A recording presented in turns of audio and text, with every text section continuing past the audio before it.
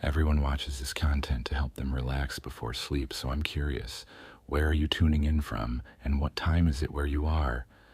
While reading, consider reflecting on these details.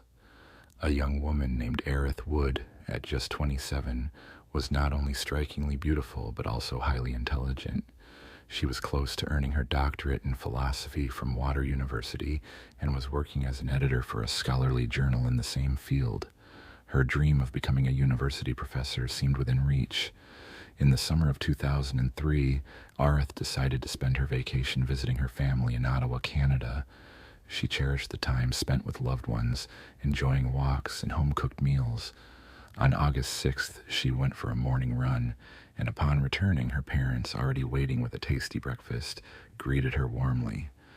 That day was warm and sunny, inspiring her to go for a bike ride. Her brother kindly lent her his bicycle, and she promised to return before evening. Arith loved cycling along the scenic trail that wound through forests, past rivers and cliffs, a route popular among local cyclists for its tranquility and safety. But that day something was different. The 27-year-old never arrived home. Her mother, worried, waited anxiously. But when a heavy rain began, she knew her daughter wouldn't be riding in such weather. As hours passed with no sign of Arith, her family began searching the city, fearing she might have fallen or needed help. They scoured bike paths and streets, but her whereabouts remained unknown. As night fell, they contacted the police, and due to the storm, the search was paused until morning. The following day marked the start of one of Ottawa's largest search efforts, involving rescue teams, police, dog handlers with their canines and helicopters, around 1,000 people in total, including many volunteers. Arith's family actively participated, distributing flyers with her photo throughout the city. Initially, the search yielded no clues. Desperate authorities appealed to the public for assistance. Soon a witness came forward, describing her encounter with a suspicious young man on the bike trail the day Arith disappeared. She saw a well-dressed man with a pleasant appearance behaving strangely, trying to push Arith off her bike and drag her into the bushes. Fortunately, other pedestrians arrived, causing the man to retreat, and Arith managed to escape. After that frightening incident, she no longer felt safe walking alone or cycling on her own. The event left a lasting impact, prompting her to avoid solitary outings, especially in isolated areas. In the area known as Green Creek, a girl named Arith went missing under suspicious circumstances.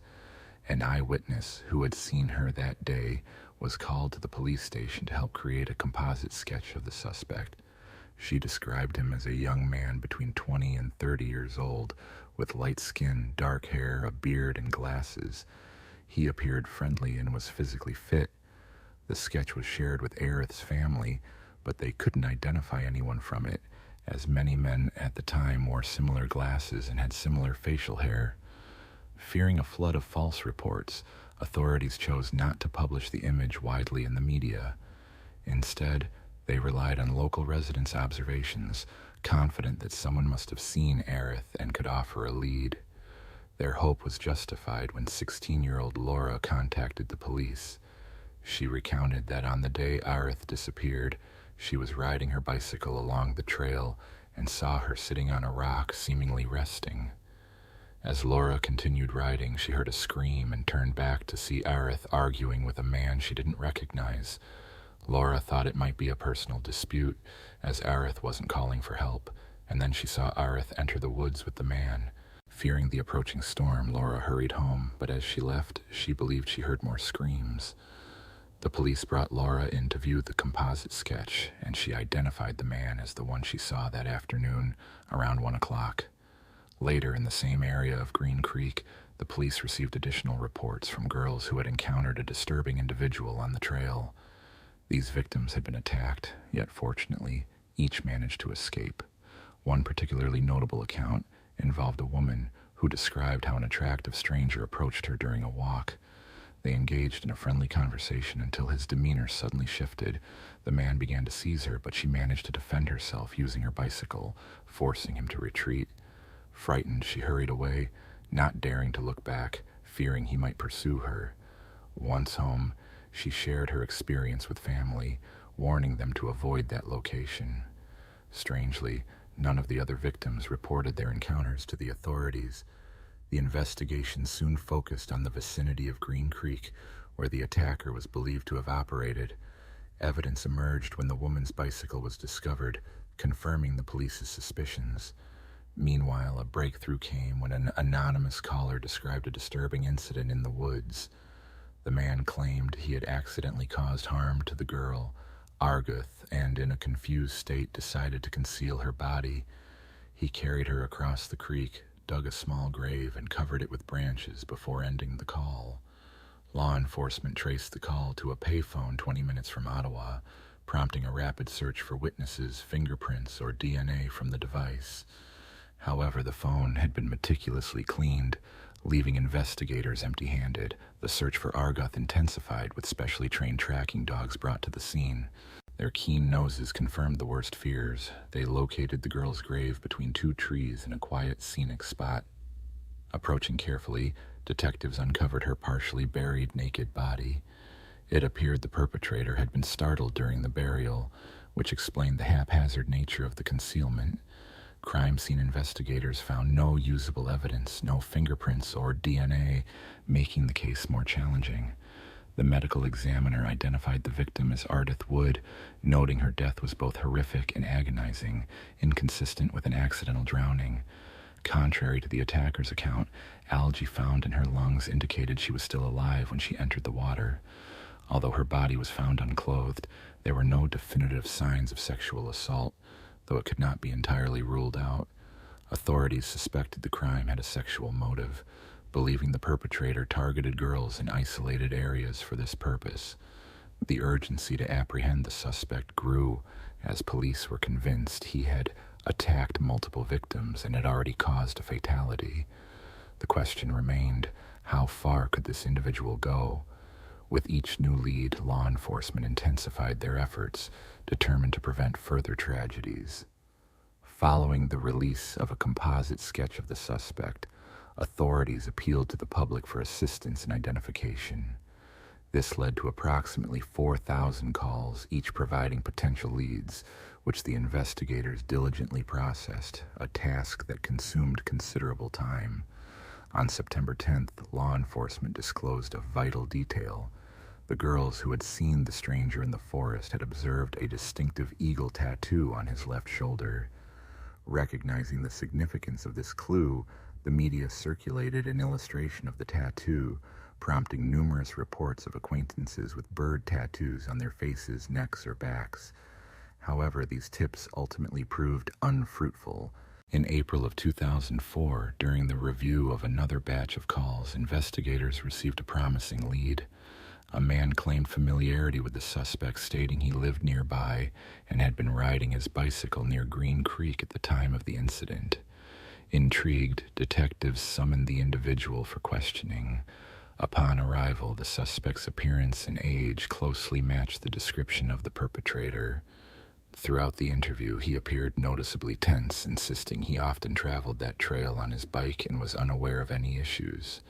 When asked to reveal his shoulder, the eagle tattoo was clearly visible. It emerged that the man had prior legal troubles, making him a prime suspect. The interrogation lasted 3 hours, during which he responded with defiance and agitation. He described himself as like a scorpion under a rock, implying unpredictability. Although he lacked an alibi for the day of the girl's disappearance, he denied any involvement in her case. With insufficient evidence, authorities released him but kept him under surveillance. Weeks later, he was called in again for questioning. This time, investigators, having accumulated more information, prepared targeted questions and suggested he undergo a polygraph test. The suspect agreed and passed all assessments with ease. Despite initial suspicions, law enforcement had no choice but to release him, as no concrete proof linked him to the crime. The investigation then reached an impasse. To motivate new leads, Ottawa police announced a reward of $50,000, the largest in their history for such a case. Soon, around 5,000 calls flooded in, offering fresh information. Among these, the name Christopher Myers stood out. It was revealed that he had prior convictions for selling illegal substances. Colleagues described him as a quiet, non-confrontational individual who worked as a janitor. His face bore a striking resemblance to the composite sketch, and he sported a similar beard. Excitement grew among investigators, who believed they were closing in on the suspect. After finally finding someone who seemed right for her, she was devastated to learn that Christopher had an alibi for the day her disappearance occurred. His landlord claimed that on August 6, 2003, Christopher had been at home in the morning before heading to work at a restaurant. This detail puzzled the police, as it was difficult to believe how a woman could recall such specifics after more than a year had passed. Another complication arose when witnesses insisted they had seen Christopher with an eagle tattoo on his shoulder, yet he did not have it during the investigation. Perhaps he had it removed. Despite these inconsistencies, the investigators were convinced he was connected to the case and sought to prove it. A few weeks later, a similar incident took place in the evening. A young woman resembling the missing person was walking alone across a bridge when she heard footsteps behind her. Turning around, she saw an attractive man on a bicycle. She wanted to be left alone and asked him to go away. The man rode past her but suddenly turned his bike around and charged at her.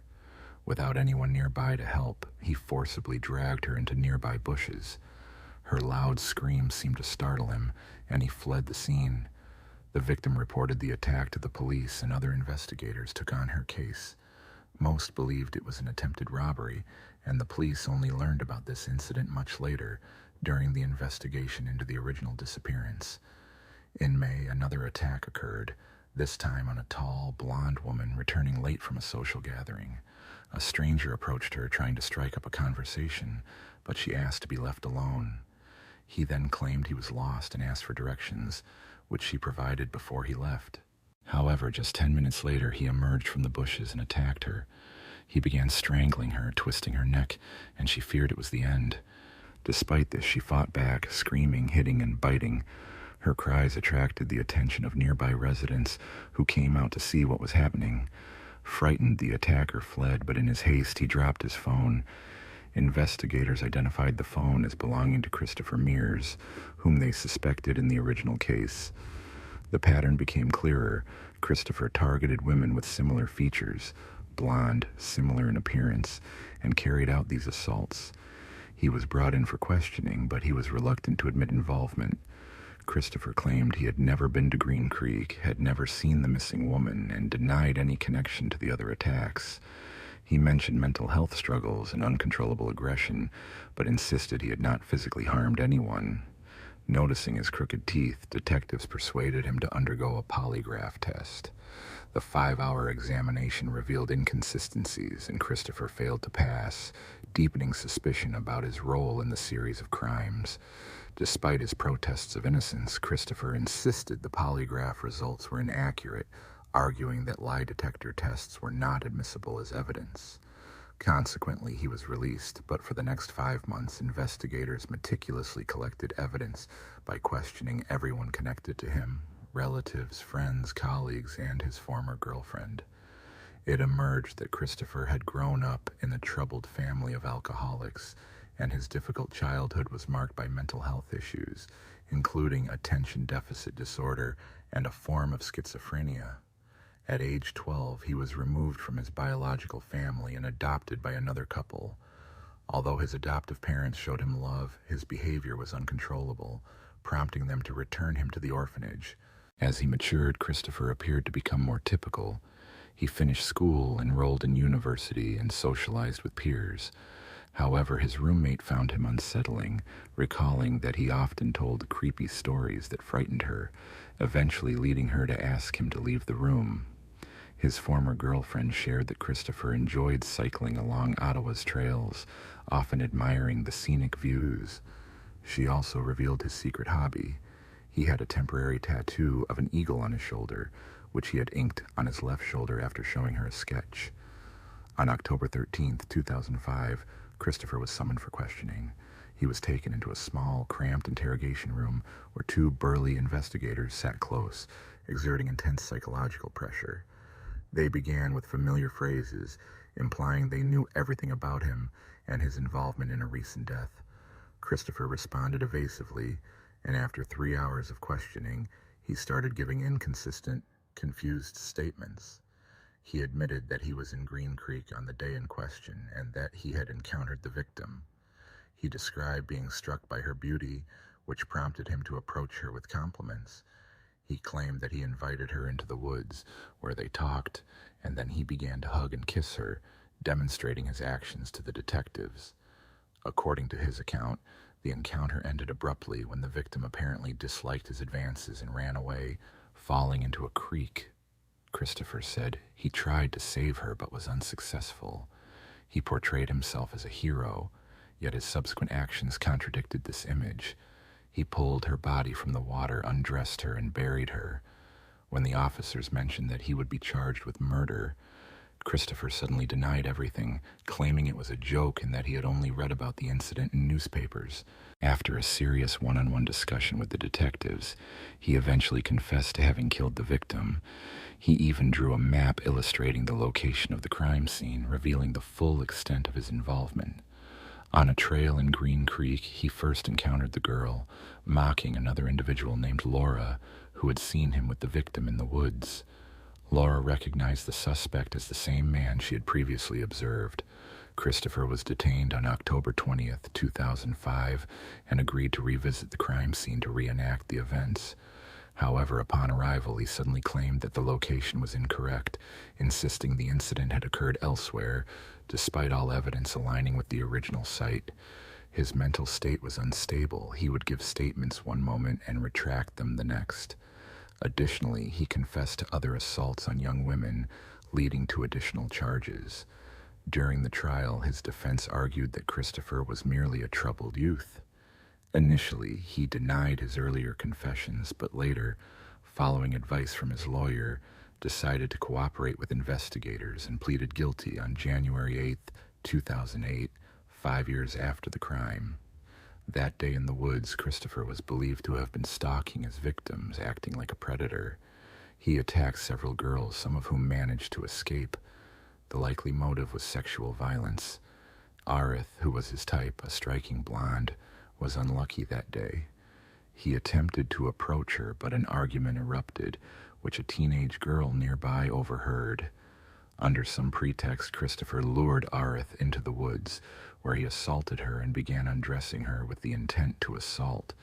The girl managed to flee, jumping into the creek. Christopher chased after her, caught up, and drowned her, then concealed her body. Her parents agreed with the prosecution's version, asserting that Arith was a strong swimmer and could not have drowned naturally. They believed Christopher deliberately drowned her, though how he convinced her to enter the woods remains unclear.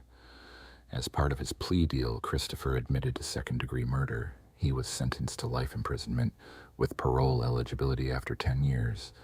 In 2020, he filed a petition for early release, which was denied due to the high risk of future offenses. A memorial plaque honoring Arith was placed on an ancient oak in Green Creek Park in 2007. During a fierce thunderstorm in 2017, lightning struck the same tree, damaging it severely. Despite experts' doubts, the mighty oak survived, standing as a living monument to the girl who lost her life nearby. Scott Dean Ponder was born on February 7, 1973, and was raised by his mother, Beverly Guy, and his stepfather, Terry Guy. From an early age, Scott showed a keen interest in automobiles, developing a passion that would shape his life. Once passionate about motorcycles and racing, Scott's parents wholeheartedly supported his pursuits, even obtaining a racer's license for him once he reached legal age. By then, Scott had embraced racing as a way of life, competing at renowned venues like Florida's Daytona Speedway. His exceptional skills on the track earned him many admirers, transforming him into a local hero in the town of Chutsin. Sociable and outgoing, Scott preferred spending time with large groups, making him well-liked by those around him. His love for bikes and racing sparked the idea of starting a superbike motorsports business. Initially, he began repairing bikes in his grandmother's backyard in the late 1990s. Over time, his makeshift workshop expanded into a proper garage, and he brought his best friend, Brian Lucas, on board as a partner. Together, they worked tirelessly to grow their enterprise, eventually signing a dealership agreement with Suzuki. Their dedication paid off quickly and their business flourished, attracting a steady stream of customers. Brian, who initially worked part-time, soon left his job to manage the store full-time. Both partners prioritized customer knowledge and service, ensuring that every client received expert advice on bikes and racing. Scott's mother, who initially visited occasionally, became a regular presence at the shop, eventually taking charge of accounting, cash handling, and other administrative tasks. Thanks to their combined efforts, the business skyrocketed, selling around 100,000 motorcycles each month. During an industry convention in Chicago, Scott met Melissa Brockman, a former homecoming queen from Stafford High School. Their instant connection blossomed into a deep relationship, leading to marriage. Their love story resembled a fairy tale, growing stronger with each passing day. Eager to expand their family, Scott and Melissa faced difficulties conceiving, but after months of medical consultations, Melissa became pregnant with a baby boy in October of 2003. With sales reaching millions in their first year, Scott recognized the need to enlarge his store further. To do so, he hired a talented mechanic named Chris Sherbet, known locally for his skill with wrenches. The four, Scott, Melissa, Brian, and Chris, formed a close-knit team, and their business gained recognition beyond Chizzen. Everything seemed to be going perfectly for the young entrepreneur until a day that would change everything. On November 6th of 2003, the sky was clear and the sun shone brightly, but the day at Superbike Motorsports took a tragic turn. The shop was bustling with a few customers, including Kelly Sisk, who was there with his 4-year-old son to purchase a go-kart. After completing the transaction, Kelly lingered a bit longer. Brian, who had the day off, was called in because a customer complained that their bike had not been properly serviced. Brian immediately went to work on the bike while Scott was assisting another customer. Meanwhile, Beverly, who had just dropped off her cancer-stricken grandmother for chemotherapy, stopped by the shop. She was planning to deposit money for her son at the bank later that afternoon and decided to help Scott at the counter as she was waiting to leave around 2:30 in the afternoon. That seemingly ordinary day was about to take a devastating turn, shattering the peaceful life Scott and his family had built. One afternoon, Scott's friend Noah called the shop Beverly, asking if he could stop by, estimating it would only take him about 7 minutes to reach. Beverly agreed, and their brief conversation ended. During that time, Beverly decided to use the restroom. Within those 7 minutes, a tragic event unfolded. All 4 individuals inside the shop, Scott, Brian, Beverly, and Chris, were violently shot at the Superbike Motorsports premises at 3 o'clock in the afternoon. When Noah arrived, he found Scott and Brian lying motionless at the front of the shop. At first, he thought they were joking, so he gently kicked them, urging them to stop playing around. However, upon noticing the pool of blood beneath their bodies, he realized something was terribly wrong and immediately dialed emergency services. The news of this unprecedented quadruple homicide in the small town of Chizzen spread rapidly, drawing not only the victims' families, but also dozens of curious onlookers eager for answers. Police quickly arrived and launched an investigation. They discovered Chris's body at the back of the shop, bent over as if working on a bike just before his life was taken. Beverly's body was found inside the shop near the bathroom, suggesting she was caught off guard as she exited. The bodies of Scott and Brian were positioned at the front of the store, Brian closer to the door near the sidewalk, and Scott nearer to a parked car in the lot. Authorities believed that both Scott and Brian had attempted to escape upon hearing the gunshots, rushing inside and encountering the shooter, only to be confronted with violence and then fleeing in terror. The forensic team meticulously examined the scene, collecting blood samples and other evidence. The attack appeared to be an execution-style homicide, with the shooter entering with the clear intent to eliminate everyone present, firing directly into their chests and heads at close range. Melissa, Scott's wife, received a call about the shooting and rushed to the scene. The investigation quickly gained momentum when witnesses in the area described seeing a couple loitering near the shop around the time of the crime. Sketches of the suspects were created based on their descriptions, and police circulated these images throughout South Carolina. The detectives suspected that the man was responsible for shooting Chris and Beverly from behind, while the woman likely distracted Scott and Brian at the front, allowing the attacker to carry out the murders. The case was initially dismissed as mere speculation by investigators, with no concrete evidence supporting any particular theory. Months passed without progress, and law enforcement struggled to uncover any clues. Intense media attention heightened pressure on the detectives, prompting them to re-examine the crime from a different angle. This shift in perspective eventually led to a breakthrough. By thoroughly investigating the victim's background and lifestyle, the detectives found that Scott, Beverly, and Brian appeared to have clean records. However, the same could not be said for the mechanic, Chris Shirt. When his employment history was scrutinized, a connection to illegal activity surfaced, specifically drug smuggling. It was suspected that Chris had associated with the wrong crowd and might have been involved in illicit trafficking. Furthermore, he was scheduled to appear in court the Monday following the murders, which added a new layer to the case. In DVE Tisiachi Tree, as drug abuse and trafficking surged nationwide, law enforcement aimed to dismantle the criminal networks fueling the epidemic, especially targeting those who could testify against key figures. This led to speculation that the murders might have been committed to silence Chris, who was believed to have been shot first, with the other 3 victims possibly collateral damage. Some theorized that those involved in the drug trade feared Chris would cooperate in court, prompting them to eliminate him preemptively. Despite these suspicions, no evidence supported this theory, and the investigation once again reached a standstill. After a year of stagnation, the detectives revisited the case from a fresh perspective. They uncovered that Brian Scott's friend and co-worker had been house hunting weeks before the murders, a detail that seemed odd, especially since Brian's wife, Robin, was unaware of these plans. Later, Brian's mother, Lorraine Lucas, revealed that Brian and Robin's marriage was strained, and Brian had been contemplating moving out to live independently. While this information did not directly link to the murders, it added context to the case. A shocking revelation emerged a few days later. The quadruple homicide had devastated many families, especially that of Melissa, who had once enjoyed a happy life before her husband was tragically shot. Despite her grief, Melissa refused to surrender hope, finding new strength in her son, Scott Ponder Jr., born in June of the following year. Throughout this period, police continued to interrogate Melissa, even collecting a DNA sample from her infant son's discarded diaper during a station visit.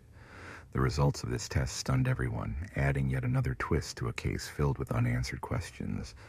According to reports, Scott Jr. was not the biological child of Scott, but of Brian, as DNA evidence from the crime scene confirmed Brian's genetic link. This revelation created tension between Melissa and her father-in-law, William Ponder, who repeatedly questioned her about the truth of the matter. Investigators initially considered the possibility of a love triangle involving Scott, Melissa, and Brian, fueling rumors of infidelity that spread throughout the neighborhood.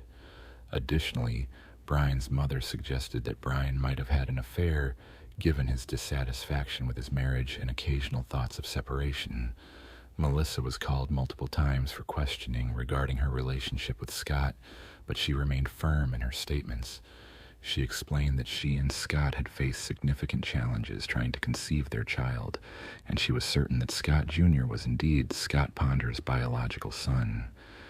Throughout this period, Melissa endured relentless scrutiny and harassment, with questions persistently challenging her certainty about her motherhood. For a year and a half, detectives closely monitored Melissa's activities, hoping for a breakthrough. Finally, after 18 months, they discovered a critical error in their initial analysis. The DNA sample collected from the crime scene, which was thought to belong to Scott, was actually mislabeled. The results showed that the blood matched Beverly's DNA, confirming that Scott was indeed her son. The mistake had been in the labeling of the blood samples, which led to the wrongful suspicion and accusations against Melissa. Once this error was uncovered, all allegations related to the love triangle theory were dismissed, clearing her name. With this clarification, investigators shifted their focus to a different case, linking the current investigation to a nearby homicide that occurred 5 months earlier. On May 16, 2003, the residents of Greer, South Carolina, learned of a triple murder at the Blue Ridge Savings Bank. Sylvia Holtz Claw, who was on duty that day, was among the victims. Later, a local couple, I.E. and Maggie Barnes, visited the bank around 1:30 in the afternoon. A DVSO Odinadsat call reported a shooting at the bank, resulting in the deaths of Sylvia, I.E., and Maggie. Like the later incident at Superbike Motorsports, the shooting had taken place in broad daylight, with no witnesses present. Surveillance footage revealed a red car arriving at the bank around 1:24 p.m., but no other details emerged from the scene. In the aftermath of a tragic incident, authorities observed a red vehicle returning from a bank just 3 minutes after the event. Coincidentally, a similar car was later linked to a quadruple murder at Superbike Motorsports. This discovery prompted detectives to pursue the vehicle, leading them to a crucial clue. The car had been stolen by 39-year-old Emerson Wright from a rental lot days prior to the crime. Investigators concluded that Wright had entered the bank intending to rob it, but overwhelmed by panic, shot the couple when they attempted to intervene. Unfortunately, due to the chaotic sequence of events, detectives never managed to question Wright about either the bank robbery or the subsequent murders at the motorsports shop. 2 years later, Wright became the focus of another investigation after a high-speed chase with Georgia State Police. Wanted for multiple burglaries around Atlanta, he crashed his vehicle during the pursuit, exited the scene, and took his own life with a single gunshot to the head. Despite similarities between the cases, authorities ultimately decided there was no direct connection, leaving the original quadruple homicide unresolved.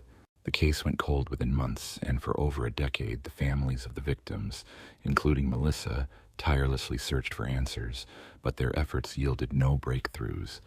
A glimmer of hope appeared in 2016 when the case was reopened after a significant development.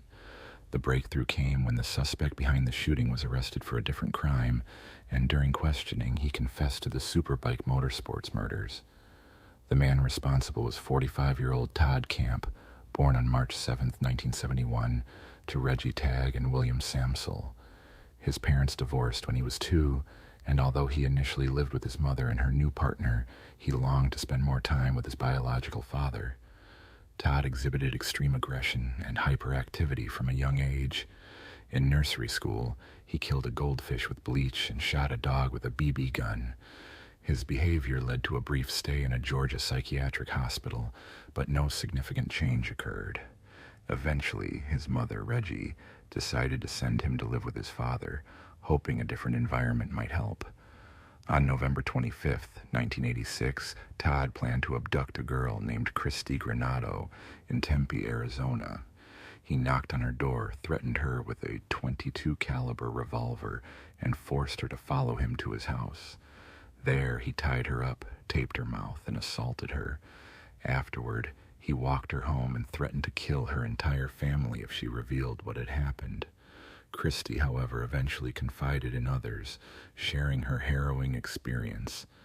In Adna Tisiacha Deviat Sot Vosem Desiat Sem, a man was taken into custody after a disturbing incident involving kidnapping and sexual assault. His father promptly contacted emergency services, leading to his arrest. He faced charges of kidnapping and other serious crimes against minors. He pleaded guilty to the kidnapping, resulting in the dismissal of the remaining charges. Following his release, he appeared to have turned over a new leaf, focusing on rebuilding his life by working independently and securing employment. For many years, no further issues arose, and he maintained a low profile. However, everything changed on the 31st of August, 2016, when a young woman named Calla Brown and her boyfriend, Charlie David Carver, vanished after visiting Todd's property to clear brush. Weeks later, investigators discovered Calla chained inside a metal storage unit on Todd's land. Soon after, they also found Charlie's body, bearing multiple gunshot wounds. Calla later revealed that Todd had shot Charlie and kept her confined, recounting that Todd had repeatedly assaulted her in a brutal manner and threatened her to prevent her from escaping. The police swiftly arrested Todd and brought him in for questioning. During interrogation, he confessed to being responsible for a shooting incident that had occurred over a decade earlier at a local motorcycle shop. When questioned about the event on November 5th, 2016, Todd recounted that on November 6th, 2003, he had purchased a Suzuki GSX R750 from Superbike Motorsports. However, shortly after acquiring the bike, he realized he lacked the skills to ride it. Wanting a more manageable motorcycle, he decided to exchange it for a simpler model suitable for beginners.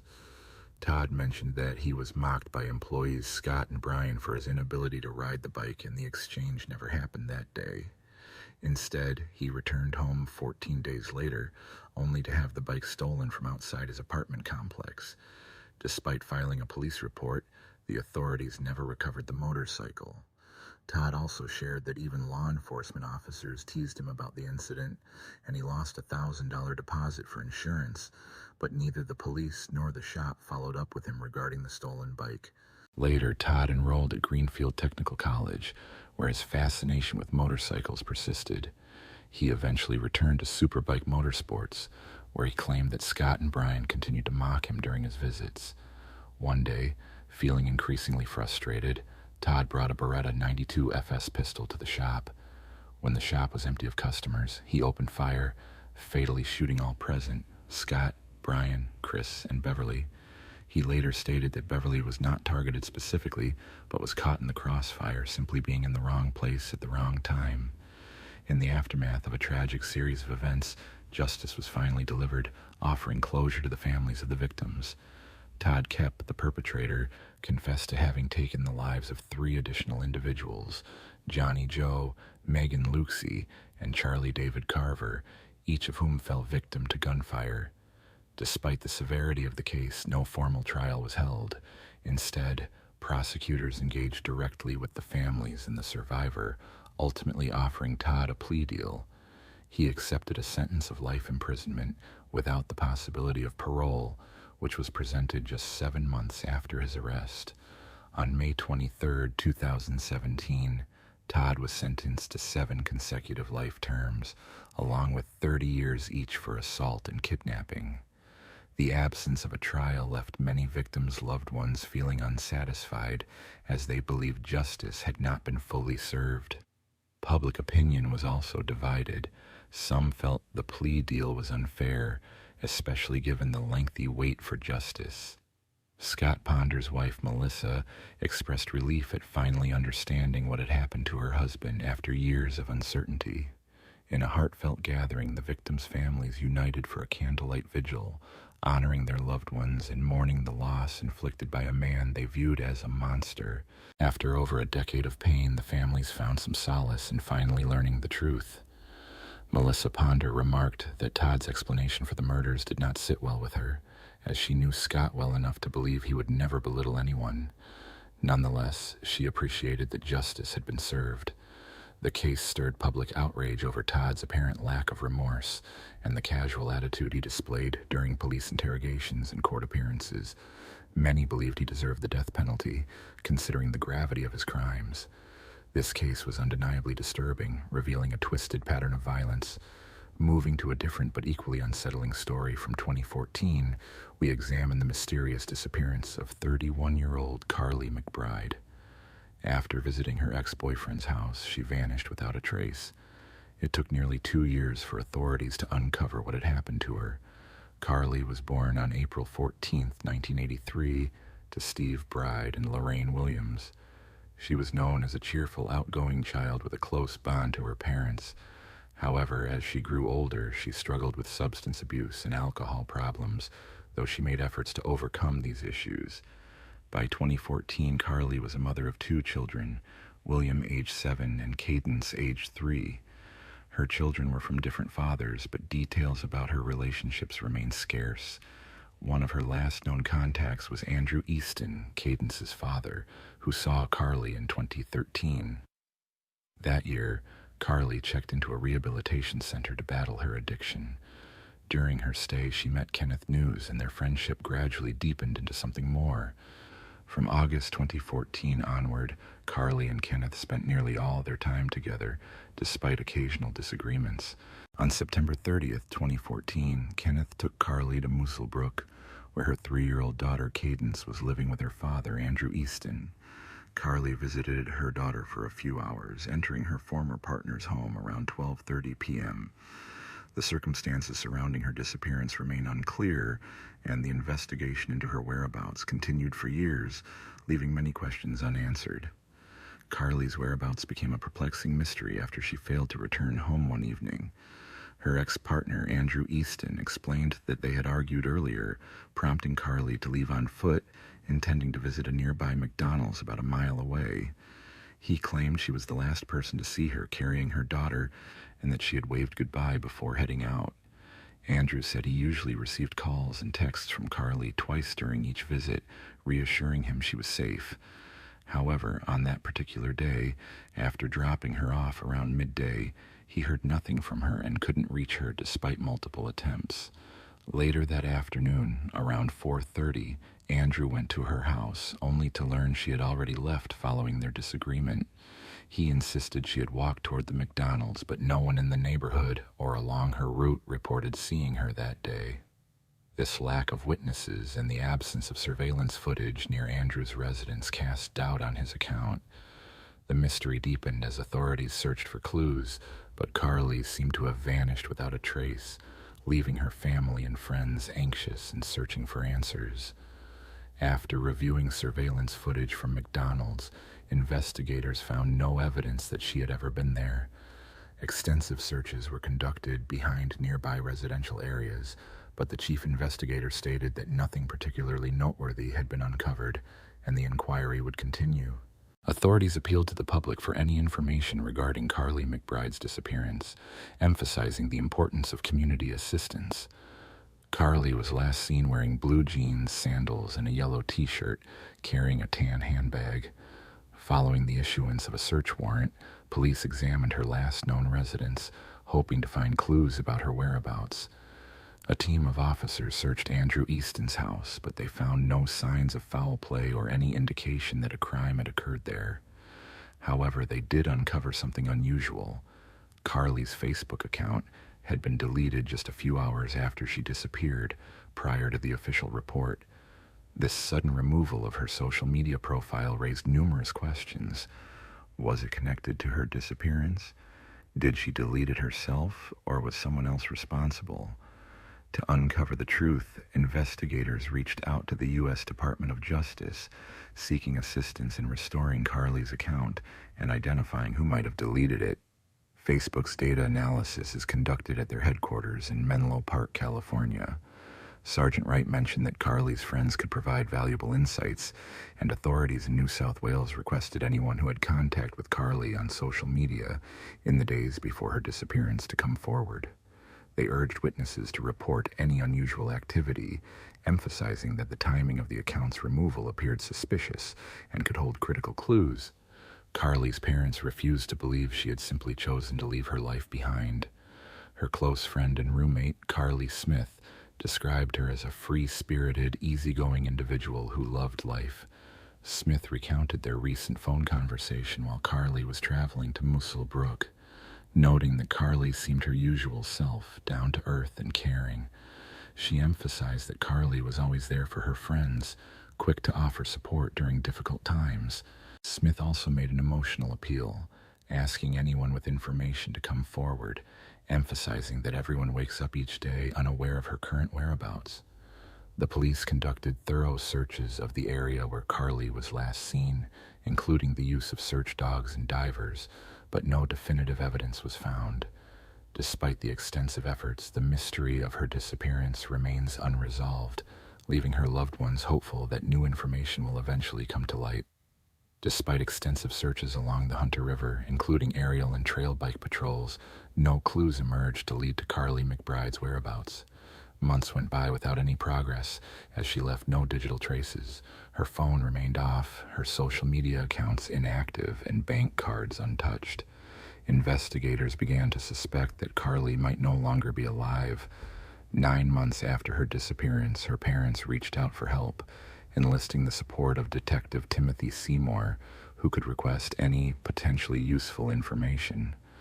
Carly's mother, Lorraine Williams, tearfully appealed to the public, pleading for any tip, no matter how small, that could assist in finding her daughter. The family faced ongoing hardships following Carly's disappearance. "We're doing our best to cope," her father, Steve McBride, shared, adding that their relationship with Carly's children was complicated, as each child had different fathers and they had limited contact. They hoped to reconnect and build closer bonds. Detective Seymour emphasized that law enforcement had been working tirelessly, reviewing a vast amount of information. Yet, they continued to appeal for assistance, believing that a seemingly insignificant tip might eventually lead to a breakthrough. Over time, Carly's parents began to accept that they might never see her again. Lorraine wrote a heartfelt message to the person responsible, expressing her anguish. She believed everyone was aware of what happened that day. She pleaded for help, emphasizing the innocence of her grandchildren, her daughter's children, who had lost their mother's warmth, laughter, and love. Lorraine described the void left by Carly's absence, her gentle kisses, comforting hugs, infectious laughter, and radiant smile, memories now painfully out of reach. Their grief had become a state of limbo, filled with unanswered questions and a deep sense of loss. She implored anyone with information to come forward so her grandchildren could find peace and grow into the remarkable individuals their mother would have wanted. The family's pain was profound, and they longed for closure to honor Carly's memory and begin healing. "My daughter's disappearance has left us all in profound distress, and we cling to the hope of finding her so she can be laid to rest with the dignity and respect she deserves. This is a fundamental human right, and only through her peaceful farewell can her children begin to heal from their shattered hearts and minds. They deserve a life free from the weight of grief, anguish, and unresolved loss. Please help us provide her children with the understanding they seek. William and Caden should not be burdened by this pain. They need some semblance of closure on their journey through life. As an Aboriginal woman, Carrie's heritage is a vital part of her identity, as is her sister's, and I am honored to be their mother. No one should endure such suffering, yet my daughter is still out there, and we are desperate for answers. While we mourn, her truth remains our truth, an unspoken plea for justice and clarity. We urge someone to speak up, especially since the police were unable to connect Carly's disappearance to her former partner, Andrew Easton. Instead, their focus shifted to another suspect. During the investigation, it became clear that Carly and this man, S., had a troubled relationship marked by jealousy and frequent conflicts. Despite their short time together, S. claimed to be deeply in love with Carly, stating she was the first woman he had fallen for in over a decade. He publicly expressed his devotion, even launching a Facebook page and offering financial rewards in hopes of finding her. Yet, shortly after Carly went missing on September 30th, S. engaged in intimate relationships with other women. Within hours of reporting her absence, he approached several women for sexual encounters. On October 2nd, he spent the night with another woman, all while publicly appearing devastated over her loss. Detectives uncovered that S. and Carly had argued 2 days prior to her disappearance, reportedly over Facebook messages Carly received from other men. However, this evidence was circumstantial, lacking direct links to charge him. In April of 2015, authorities searched 3 properties, one in Muswell Brook and 2 in Scone, located in the Hunter region of New South Wales, about 15 miles apart. During these searches, they seized 3 firearms and an undisclosed amount of illegal substances, arresting a 24-year-old man named James Kine. Police emphasized that these arrests and seizures were unrelated to Carly's case, though they emerged during the investigation. Nearly 2 years have passed since Carly was last seen alive, yet the case remains unresolved, with no new leads. Our hope endures that someday the truth will come to light and justice will be served for our beloved daughter. On August 7th, 2016, a significant breakthrough occurred in a rural area near Scone when local residents discovered human remains buried in a shallow grave amidst dense bushes, just a few feet from the roadside. Forensic analysis confirmed these remains belonged to Carly McBride, a mother of two from Belmont, who had vanished on September 30th, 2014 in Muswell Brook. Authorities chose to delay announcing her discovery for 4 days, aiming to gather additional evidence. Superintendent G reiterated that the police did not suspect Carly had been abducted by a stranger in a random act. Instead, they believed her disappearance was connected to her past. He emphasized that investigators were thoroughly exploring her history and interviewing as many people as possible, though no suspects had yet been publicly identified given the case's freshness. He explained that it had taken 2 years to reach this point, during which a substantial amount of new evidence had been collected and carefully examined. The police team was highly motivated to resolve the case for Carly's family, acknowledging the considerable effort involved. Carly's grieving parents, overwhelmed with emotion, pleaded for anyone with information to come forward, desperately seeking answers about what had happened to their daughter. Lorraine, her mother, tearfully expressed their ongoing need to understand who was responsible for her loss, emphasizing their gratitude for the community and police efforts in locating her remains. After nearly a year of intensive investigation, authorities issued an arrest warrant for Sale New on June 19, 2017. He was detained and questioned but denied any involvement in Carly's death. However, New was not the only person charged. Police believed that 26-year-old James K9 had assisted New in disposing of the body. Both men had met at a rehabilitation center for individuals struggling with addiction to alcohol and illicit substances. Although they left the center at different times and for different reasons, they maintained contact afterward. The trial of Sale New commenced in August of 2018 and dragged on for several years, primarily due to the circumstantial nature of the evidence. Prosecutors argued that New had met with Carly after she left her former partner's residence, and in a fit of jealousy, struck her multiple times in the head and back before abandoning her body. Forensic experts determined that Carly had died from numerous blunt force injuries, suffering 23 fractures to her skull, along with 13 fractures to her torso, spine, and ribs. The judge noted that Carly had been subjected to severe violence at the hands of New before her death. During police interviews, New claimed to be a skilled mixed martial arts fighter, boasting of 20 wins in 20 fights and training alongside world champions, though he also admitted that age had begun to diminish his abilities. The cause of death was determined to be severe trauma to the brain resulting from a significant force applied to the victim's head, as stated by the judge. The court found sufficient evidence to conclude that the offender caused her demise through the use of fists, feet, or a combination of both, possibly aided by objects. During the investigation, police discovered a map hidden inside a shoebox beneath the bed in Nan's house. This map depicted a circle encompassing the towns of Muswell Brook and Scone Knowe, with the victim's remains located precisely within this boundary. Notably, the map had the numbers 1, 2, and 3 marked at various points outside Muswell Brook, which Senior Constable Mohini testified corresponded to locations of point-to-point cameras. In DVE Tisiaki Chestnutsat, after finding Carly's remains, authorities contacted her father, Steve. During their conversation, he mentioned that the skeleton was missing hand bones, a detail the police had not disclosed publicly. Only the police, Carly's parents, and the forensic department at John Hunter Hospital knew this fact. Authorities suspected that the suspect, known as NS, was aware of this detail because of his familiarity with the crime scene and because he had left Carly's body exactly where it was discovered 2 years earlier. The clothing found on Carly's remains matched what she wore on the day she disappeared, indicating she likely died shortly after leaving her former partner's residence.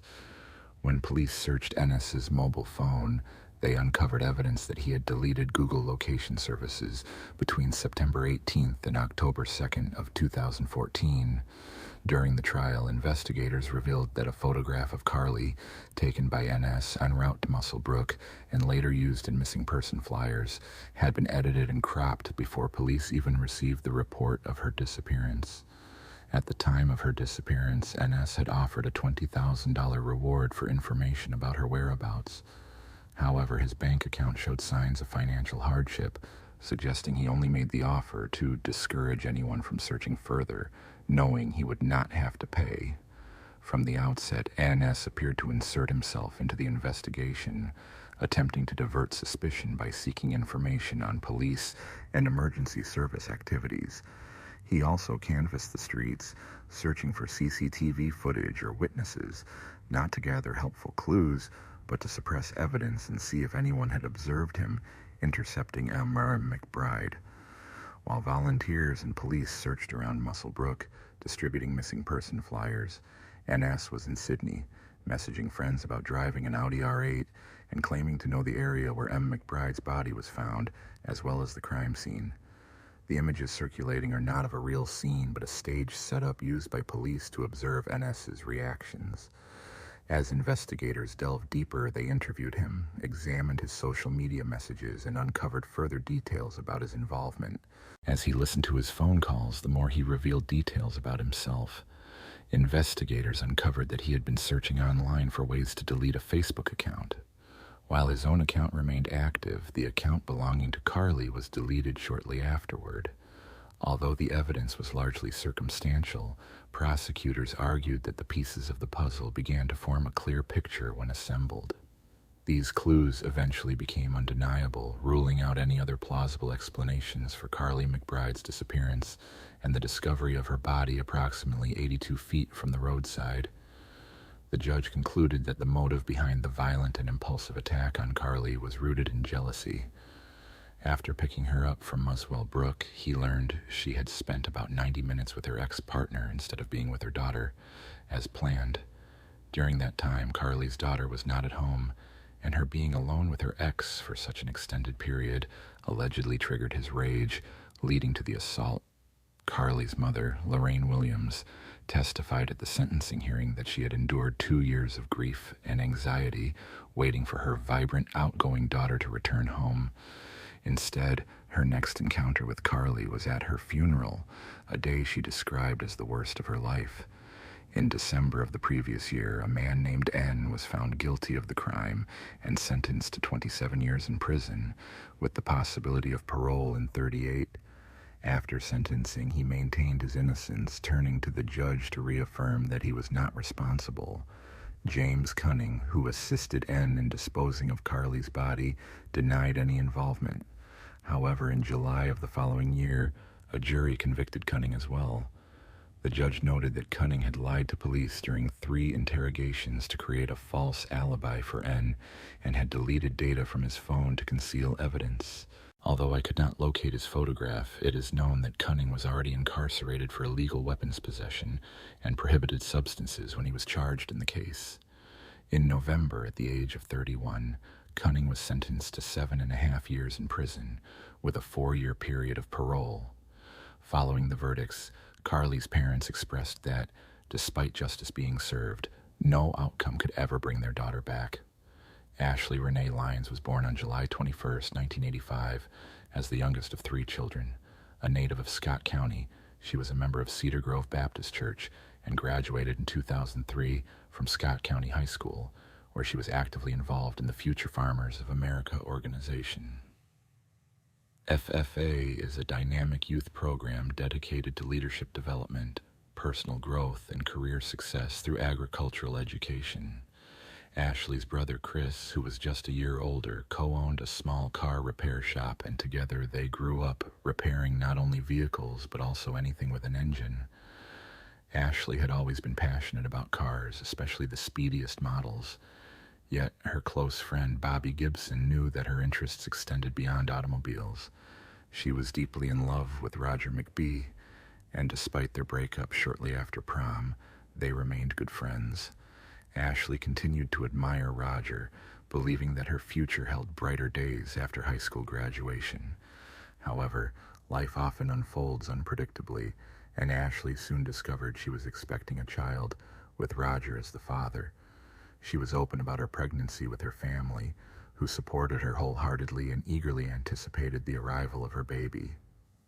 On January 7, 2004, a day that had begun perfectly, took a tragic turn. Ashley learned at her doctor's appointment that she was to have a son. Filled with joy, she shared the news with her mother, Carol, even choosing a name, Landon, for her baby. Excited to tell everyone, she showed her mother an ultrasound picture, then took a shower, did her makeup, and styled her hair. She told her brother Chris and her mother that she planned to go to Lexington, a town about 20 miles away, which she could reach in roughly 35 to 40 minutes. She intended to meet Roger and his parents at a restaurant there to share her ultrasound photo. It was a chilly evening with snow expected later. Carol offered to drive her, but Ashley declined, saying she wouldn't be gone long and would return before the snow started. That night, Carol recalled her last words from her daughter, which were spoken just before Ashley left. Tragically, that evening would change the lives of the Lyons family forever. After dinner, the family heard the phone ring. Chris answered and heard Roger's voice asking if Ashley was home. Chris replied that she had already left. Roger mentioned he had called her but received no answer. Assuming Ashley had left her phone in the car and gone to the restaurant, they waited.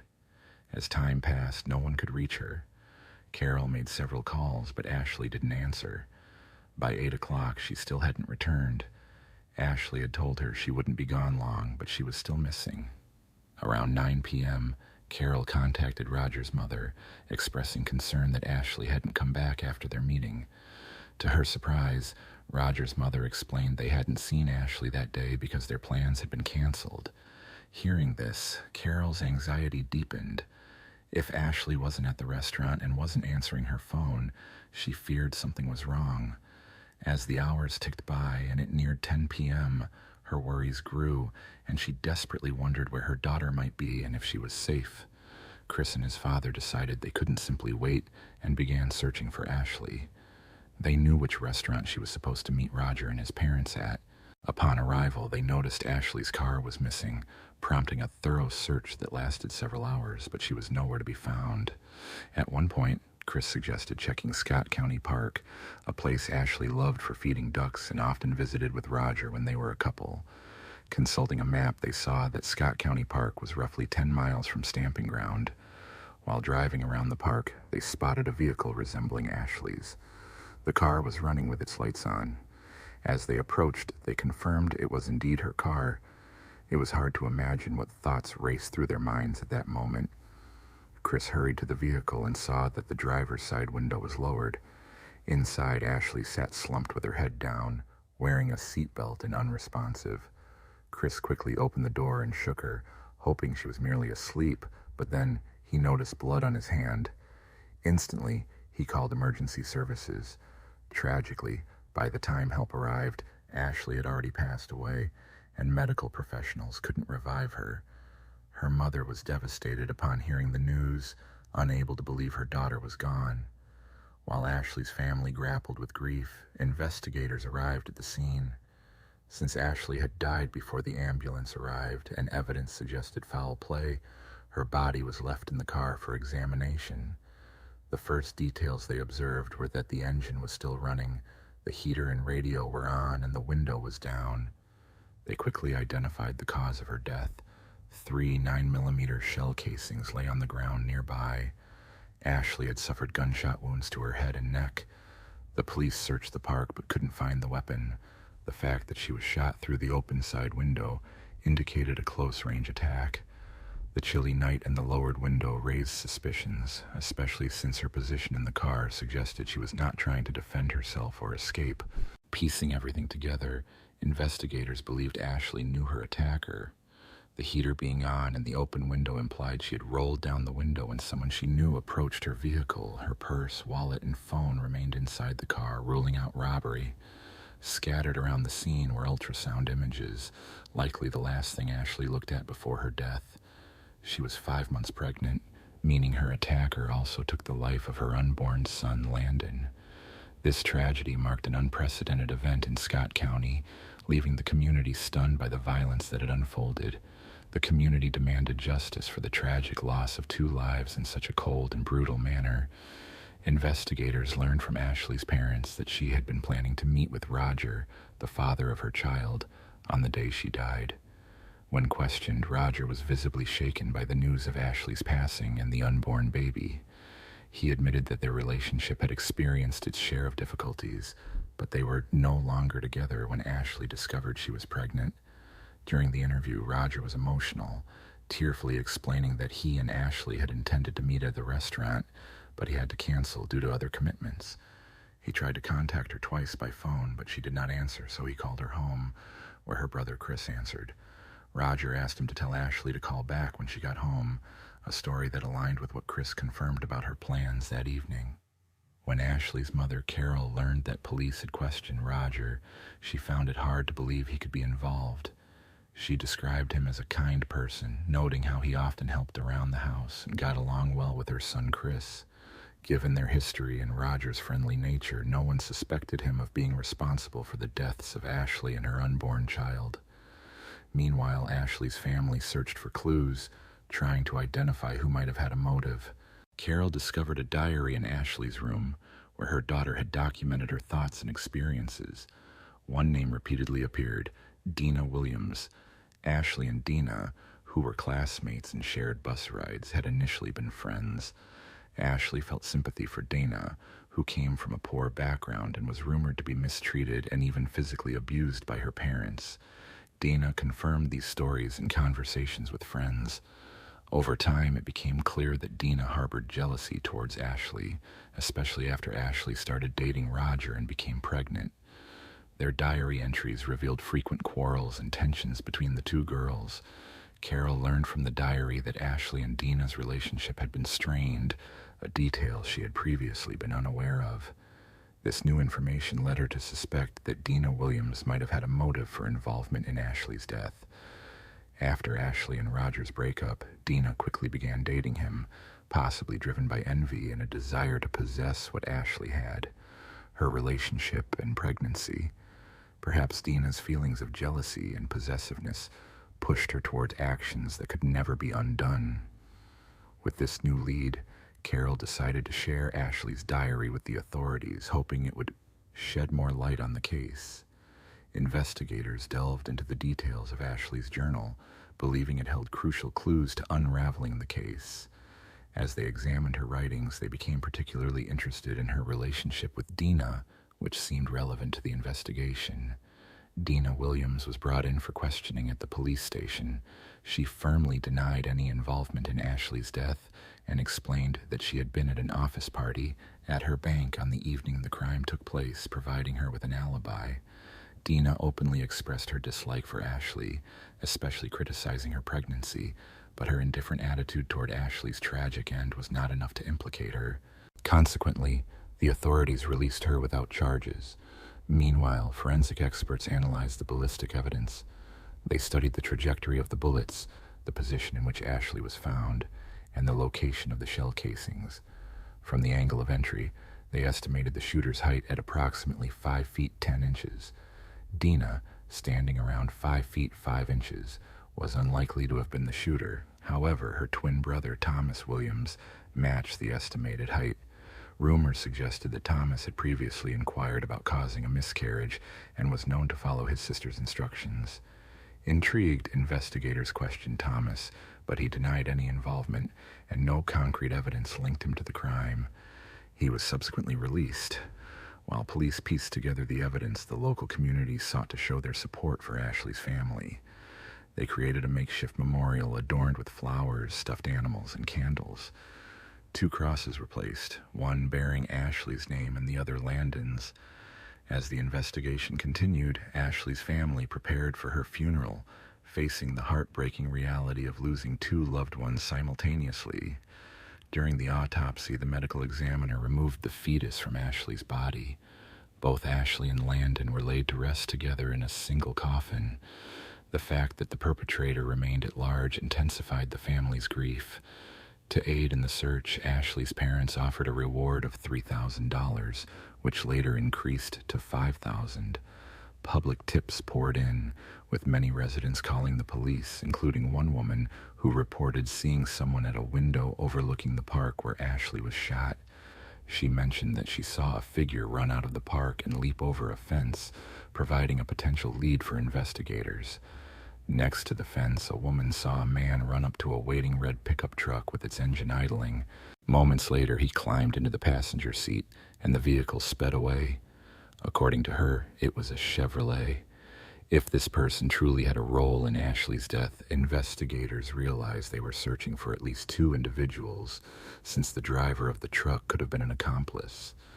When authorities learned about the red pickup, everyone familiar with Ashley immediately suspected Roger, her ex-boyfriend and the father of her unborn child.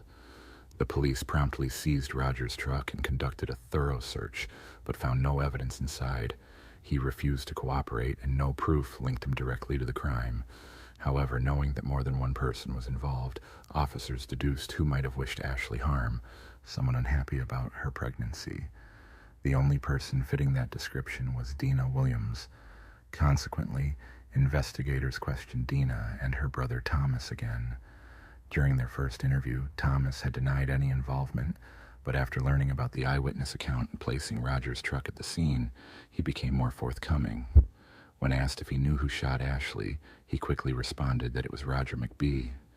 To secure a lighter sentence, Thomas agreed to cooperate, admitting he had provided Roger with the firearm used in the shooting. He also revealed that after the act, Roger had discarded the weapon in a Lorne Creek. It took a lengthy underwater search, but after 6 hours, the police recovered the gun, and ballistics tests confirmed it was the murder weapon. The authorities concluded that Dina was not the shooter, as her height did not match the perpetrator's. Still, she was questioned again and admitted that she had driven Roger away from the scene that evening. Roger McBee, Dina Williams, and her brother Thomas were all taken into custody. It became clear that Roger had opposed Ashley's plans to raise her child, despite her happiness and her family's support. Roger devised a sinister plan. He invited Ashley to meet him and his parents at a restaurant, intending to lure her to Scott County Park. Dina drove him there, and he approached Ashley's car with a firearm. Seeing her unborn child's father, Ashley rolled down the window and reached into her purse for ultrasound pictures. Unexpectedly, Roger fired 3 shots, ending her life and that of his own in the process. After fleeing the scene, he hurried into his pickup truck and instructed Dina to accelerate. During their escape, they stopped briefly to dispose of the weapon, tossing it into a nearby river. Once the details of the crime surfaced, the community and stamping ground was stunned, unable to believe that someone they knew could commit such a violent act. The realization that multiple individuals were involved added to the community's shock. Roger McBee entered a plea of not guilty, and during his trial, authorities' mistakes played a role in shaping the outcome. I will discuss these errors later. Meanwhile, Thomas Williams received a 7-year sentence for his part in the incident.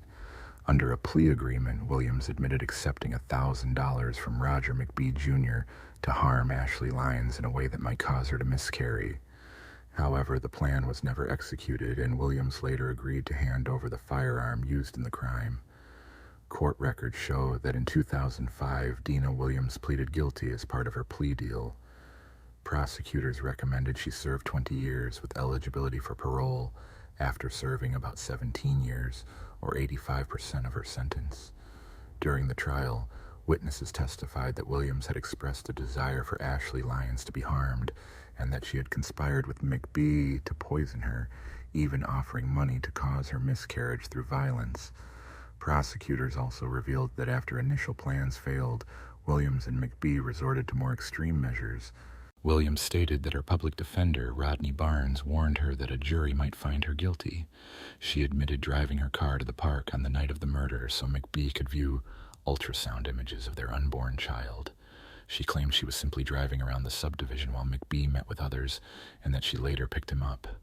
Williams said she heard 3 gunshots during her drive, but did not understand what they were at the time.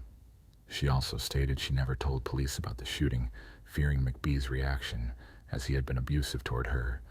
However, McBee's parents, Roger Sr. and Rita, dismissed her account, calling her a habitual liar who acted impulsively.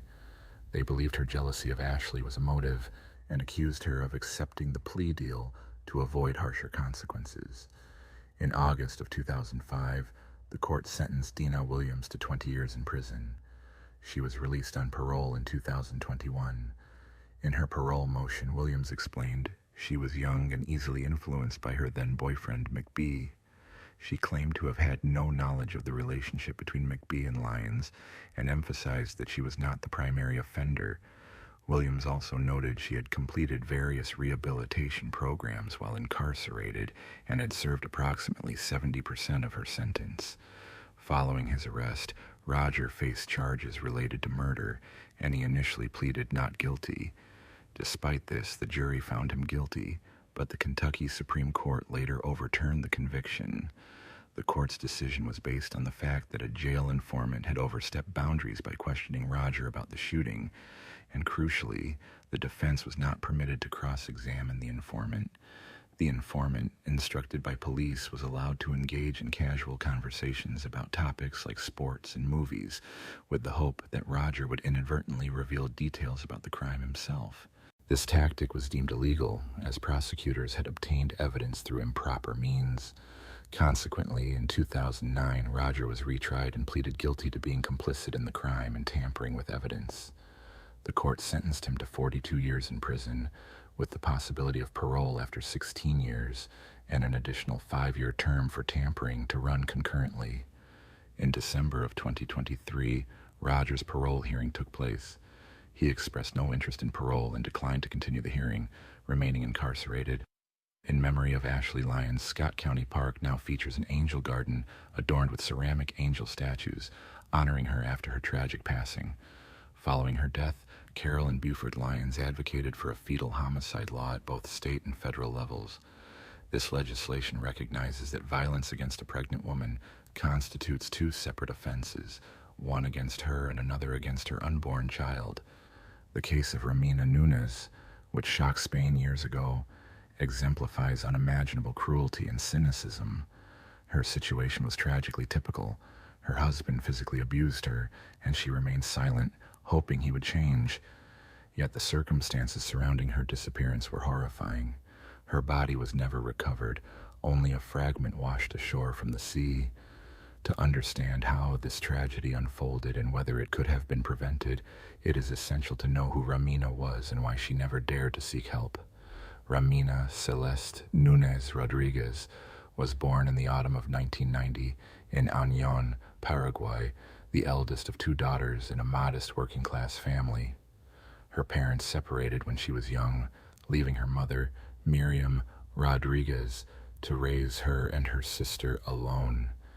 Miriam worked multiple jobs to support her children, as their father provided no financial assistance and showed little interest in their lives.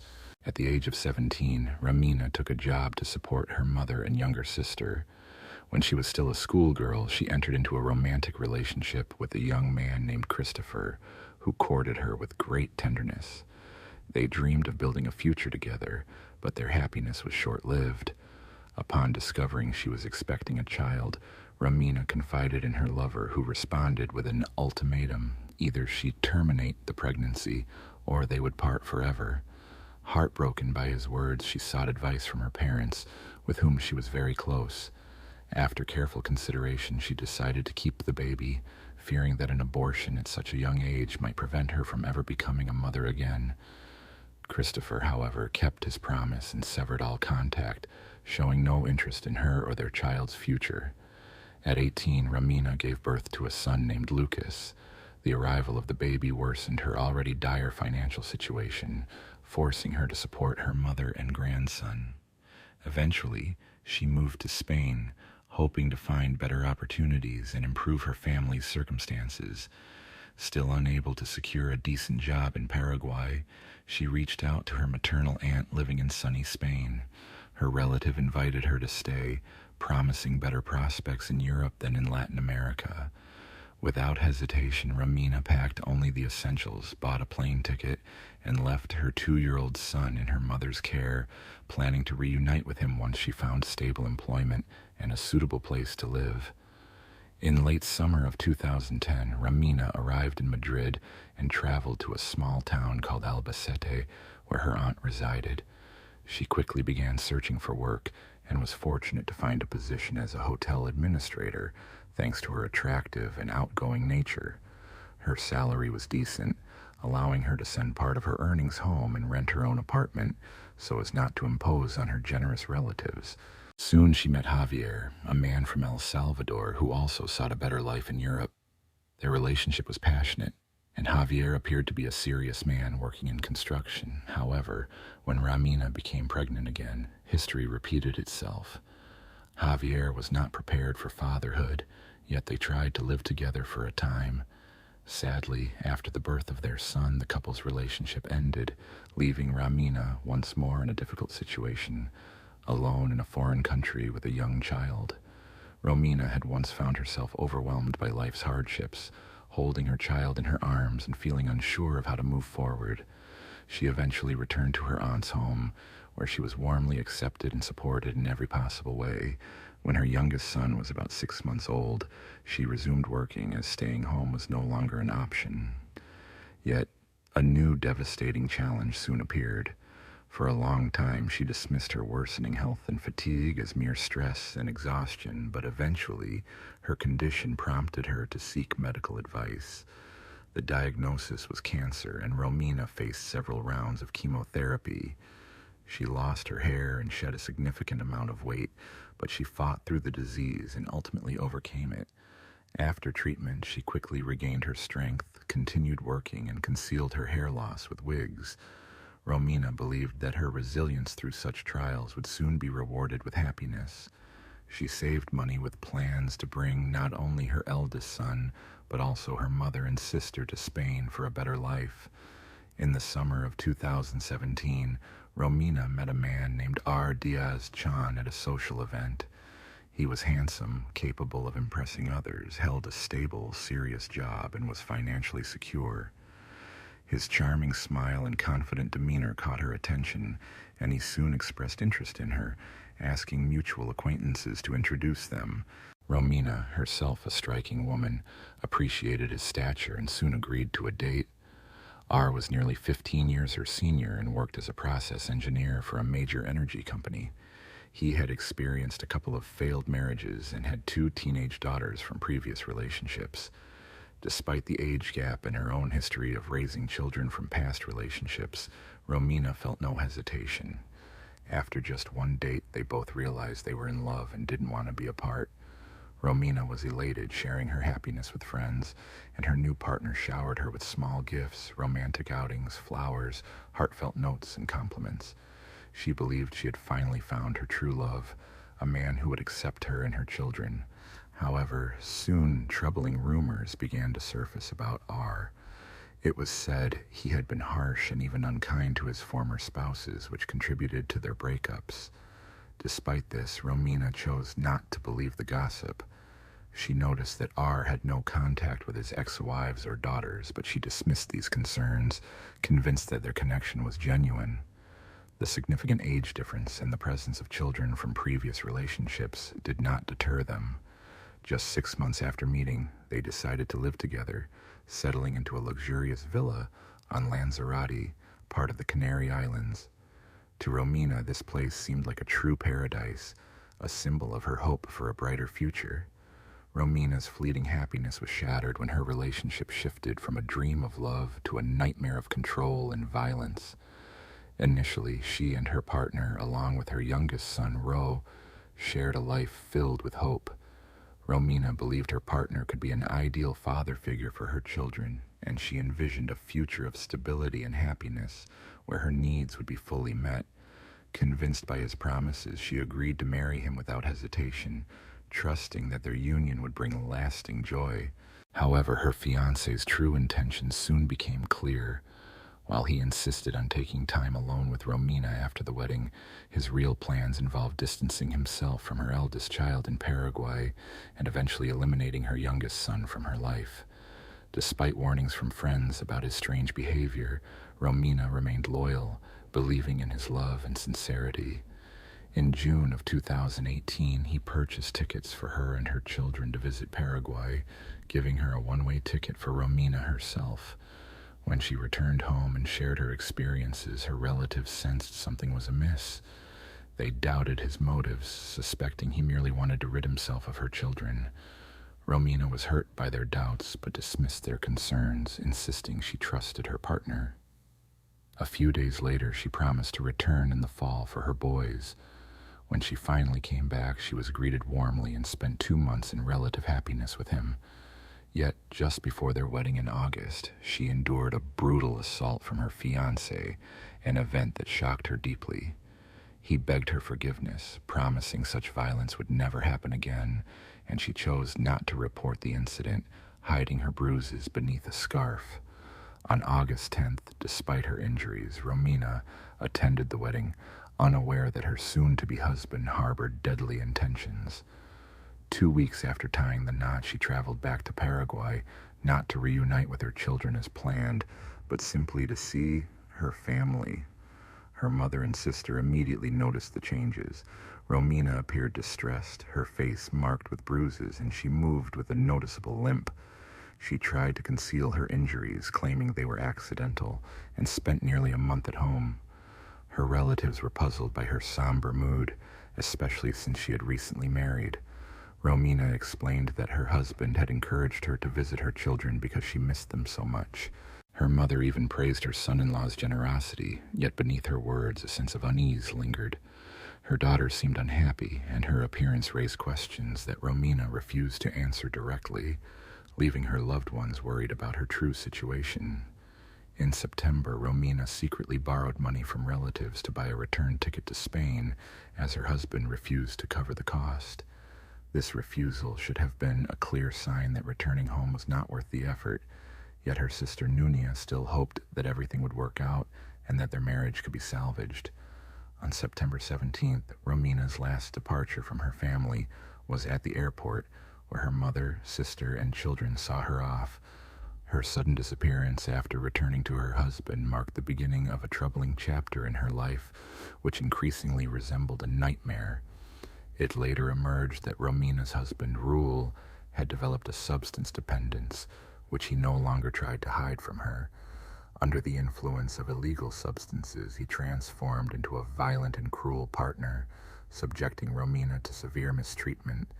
Despite her attempts to leave, he would often promise to change, swearing that the violence would cease. These assurances, however, were fleeting. After episodes of abuse, he would become affectionate again, showering her with gifts and arranging romantic outings.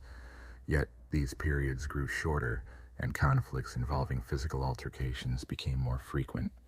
Shortly before Romina confided in her best friend about her fears that her husband might someday cause her serious harm, her situation worsened. On December 29th, Rule assaulted her so severely that she had to seek medical attention. Hospital staff suspected abuse and considered involving law enforcement, but Rule appeared at the hospital claiming Romina had fallen and that no police intervention was necessary.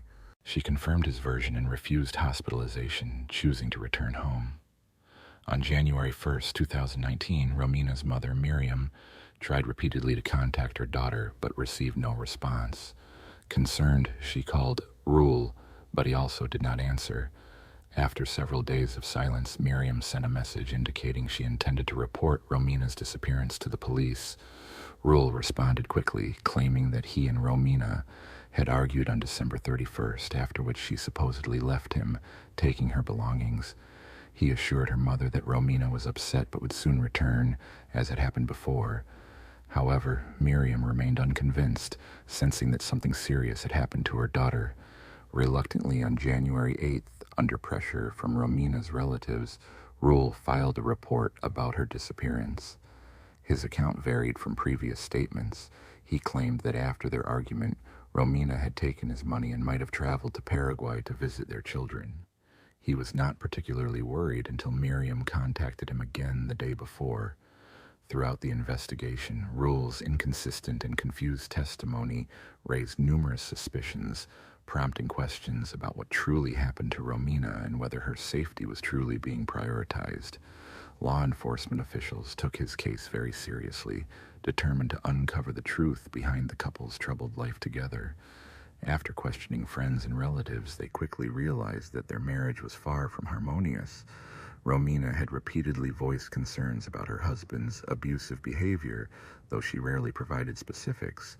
Many noticed bruises and abrasions on her body, prompting investigators to place her under covert surveillance. All of his phone calls were tapped, but he seemed to sense the monitoring and acted with extreme caution, avoiding any behavior that might arouse suspicion. Despite this, the investigation pressed on. Soon it emerged that Romina had visited a hospital on December 29th, showing signs of severe injuries. Witnesses reported that her husband had almost forcibly taken her from the facility, forbidding her to contact authorities. A few months earlier, Romina had filed a report about domestic violence but withdrew it the following day. Tensions eased temporarily, and during a phone call with a police-connected relative, Raul casually mentioned that his wife was no longer alive, claiming her body would never be found. This statement provided a crucial lead, making him the prime suspect. During a detailed interrogation at the station, Raul recounted his version of events. He claimed that Romina, heavily intoxicated on New Year's Eve, had begun causing a scene, demanding that he move her children into their home immediately. When he refused, she reportedly threw a tantrum, attacking him and throwing objects. He then left the house for a few hours, returning to find Romina unresponsive in the bathtub. According to him, she had suffocated due to her drunkenness. Fearing suspicion, he decided to hide her body rather than report her disappearance. His method of disposal shocked everyone. Raul admitted he set her body on fire on a barbecue grill in their backyard. Living in a luxury complex with a large surrounding area, neighbors couldn't see or smell what he was doing outside. However, the barbecue was not designed for cremation, and after several hours, the remains remained only partially burned. He then dismembered the body, divided the remains into parts, packed them into different bags, and a few days later rented a vehicle to transport the pieces to a remote, deserted part of the island. There, he threw them into the sea from a rocky outcrop. The police spent weeks searching the shoreline and nearby areas where Raul claimed to have dumped the remains. Divers were also involved in the effort to recover fragments of the body, but the investigation into the disappearance and the evidence collection continued, revealing the extent of his attempt to conceal his actions. Despite extensive efforts by authorities and numerous volunteers, no significant progress was made in the investigation until January 16th, when Romina's husband was formally charged with domestic violence in her murder. This development followed a thorough search of his residence, during which specialized equipment and luminol revealed multiple traces of blood in various rooms. It was also discovered that he had been purchasing chemicals online, including a substance used to remove organic residues in paint. In one of the second-floor rooms, he had been diligently mopping up a blood stain, damaging the flooring in the process, and then painting over it. According to the investigation, this was the scene where he dismembered Romina's body. Additionally, investigators found a broken fragment of Romina's fingernail, bearing traces of blood and epithelial cells from Raul, suggesting she had resisted during her assault. In the bathroom, a contact lens belonging to Romina was discovered stuck on the wall, likely dislodged during a violent blow to her face. Despite these findings, law enforcement was unable to recover any remains. However, a call from a tourist reporting a lung fragment on the beach shifted the case's focus. The witness was uncertain whether the fragment was human or animal, but upon learning of the ongoing search, he decided to report it. By late February, forensic analysis confirmed that the lung fragment belonged to Romina, the missing woman. Despite this evidence, Raul continued to maintain his innocence, insisting that Romina had drowned herself while intoxicated. He claimed he had not used any tools to dismember her, and that he had attempted to burn her remains on a barbecue, believing they would disintegrate from the heat. He then purportedly collected the remains in bags and removed them. However, such claims were implausible. The adult body could not have been placed on the fixture in his yard, and bones do not typically become fragile enough to fall apart without tools after prolonged exposure to fire. Moreover, separating the lung from the body would have required opening the chest cavity, which could not be done with bare hands. The investigation was unable to definitively determine how Raul caused Romina's death, but evidence of a struggle inside the house suggested she might have been beaten. It was clear that Raul dismembered her body in the same room where he later repainted the floor to conceal bloodstains. The trial faced delays due to the ongoing pandemic, but the case continued to unfold as authorities pieced together the evidence. During this period, court sessions faced repeated delays and rescheduling, with multiple attorneys involved. Under mounting pressure from evidence, the defendant eventually admitted that he had accidentally caused his wife's death during a struggle, contradicting his earlier claim that she had been found lifeless in the bathtub. Despite this confession, he persisted in asserting that she was intoxicated and aggressive. It was only in June of 2023 that a verdict was reached, with the defendant found guilty. However, Romina's loved ones felt the punishment was too mild, and he was sentenced to 12.5 years for involuntary manslaughter, 2 years for domestic violence, 1 year for causing serious injuries in December of 2018 when Romina was hospitalized, and several additional months for mistreatment. The case of Ariel Castro, the man from Cleveland who kept women captive for years, exemplifies how dangerous criminals can conceal their true nature behind a facade of normalcy. Unlike many, Castro was never a model family man or diligent worker. Instead, he was a tyrant to his wife who chose to remain silent about her suffering. Consequently, those around him believed him to be a kind, friendly, and helpful neighbor. This perception shattered in spring of 2013 when the world learned about the man who had held 3 women in captivity for a decade. The revelation shocked the nation, especially as the victims were from the same neighborhood, and Castro had been trusted enough to give them rides. Remarkably, he even participated in search efforts for his captives, becoming a volunteer all while secretly hiding his crimes. Let's explore how Castro managed to remain unnoticed while continuing his heinous acts. Ariel Rodriguez Castro was born on July 10, 1960 in Yauco, Puerto Rico, as the third of 4 children in a poor household. His parents, Liliana Rodriguez and Pedro Castro, frequently argued and eventually divorced before Ariel started school. Left in his mother's care, he and his siblings, O'Neill, Pedro, and Bonita, struggled to survive financially. The family moved to Reading, Pennsylvania, then to Ohio, finally settling in Cleveland, a city welcoming Latin American migrants. Pedro Castro also relocated to Cleveland with his new wife and their children, maintaining contact with his older children, though he never provided financial support.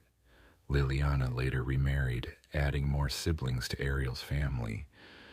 Ariel attended Lincoln West High School, graduating in 1978. He studied music and was active in church, presenting himself as a devout Christian. Yet, during his teenage years, he exhibited controlling and aggressive behavior at home. Milda Figueroa, whose family lived just across the street, attended the same school as her childhood friend Ariel. Their friendship quickly blossomed into romance, and for many years they lived with their respective parents, unable to afford their own home. In the early 1990s, after saving enough money, the couple moved into a house on Seymour Avenue in southwest Cleveland. This 2-story residence, built in 1890, had undergone renovations and featured 4 bedrooms, a dining room, a single bathroom, and a spacious unfinished basement. According to Gilda's sister, Alida Caballo, life with Ariel turned into a nightmare. Gilda often suffered physical and emotional abuse at his hands. She believed that marriage and children would bring change, but the violence only intensified. She concealed bruises and injuries beneath her clothing, attributing visible wounds to clumsiness. In 1993, Ariel beat Gilda so severely that she required medical care. She sustained fractured ribs, a broken nose, and broken arms after being pushed down the stairs. Despite her injuries, she chose not to report the abuse to authorities, and the incident was quietly kept from public knowledge. After treatment, she returned to her husband, who continued to mistreat her. Initially, Ariel stayed silent, fearing police involvement, but he soon realized he could avoid consequences and resumed his violent behavior. In the mid-1990s, he inflicted a head injury that resulted in a blood clot and an inoperable tumor. Although he was arrested, he was released the following day because Gilda did not press charges and even requested his release. By the late 1990s, exhausted by the violence, Gilda filed for divorce, gained custody of their 4 children, Arlene, Antonio, Angie, and Amelia, and moved out. Her ordeal persisted as her ex-husband continued to threaten, blackmail, and intimidate her. She sought a restraining order, which was issued 3 times, but later revoked each time. Gilda passed away in late April of 2012 due to complications from her brain tumor. By then, her children were grown and independent, yet they maintained a close relationship with their father. In the early 2000s, Ariel lived alone on Seymour Avenue, working as a school bus driver and playing guitar at local festivals. He was regarded as a kind and friendly neighbor, though some oddities in his behavior went unnoticed. He was repeatedly fined for traffic violations, including speeding and making dangerous U-turns while driving the bus, which eventually led to his suspension and firing in early 2013. Despite these issues, Ariel often changed musical groups due to tardiness and disruptions, and after separating from Gilda, he never invited anyone into his house, though he hosted backyard barbecues. His eccentricity was seen as harmless, and no one suspected the danger lurking behind his friendly exterior. His first victim was Michelle Knight, and on August 23, 2002, Ariel made a decision that would change everything. Michelle, born on April 23, 1981 in Cleveland, had a turbulent youth marked by frequent runaways and a police record. She became a mother at a young age but lost custody of her son, who was placed in a shelter. On a pivotal day, as she was heading to court to seek custody of her 2-year-old, Ariel, a neighbor and school bus driver, offered her a ride. He mentioned having puppies at home and invited her to help find them new families. Trusting him, Michelle accepted, but once inside his house, her situation turned horrifying. The man suddenly transformed into a predator, violently assaulting her, then chaining her in the basement for days. He starved her, deprived her of water, and subjected her to repeated abuse. Unable to move, she begged for her release, promising silence if freed. Despite her pleas, she remained trapped. When Michelle was reported missing, authorities did not treat her case urgently. Limited resources were allocated because she was an adult, had a history of leaving home, and faced legal issues. Most significantly, officials believed she was avoiding court proceedings related to her son's custody. Her relatives and friends tried to locate her independently, enlisting neighbors and anyone concerned. At one point, Ariel Castro even helped distribute her photo around the city, all while Michelle endured captivity in his basement. The second victim was Amanda Berry. Castro, convinced he was above suspicion, decided to abduct again.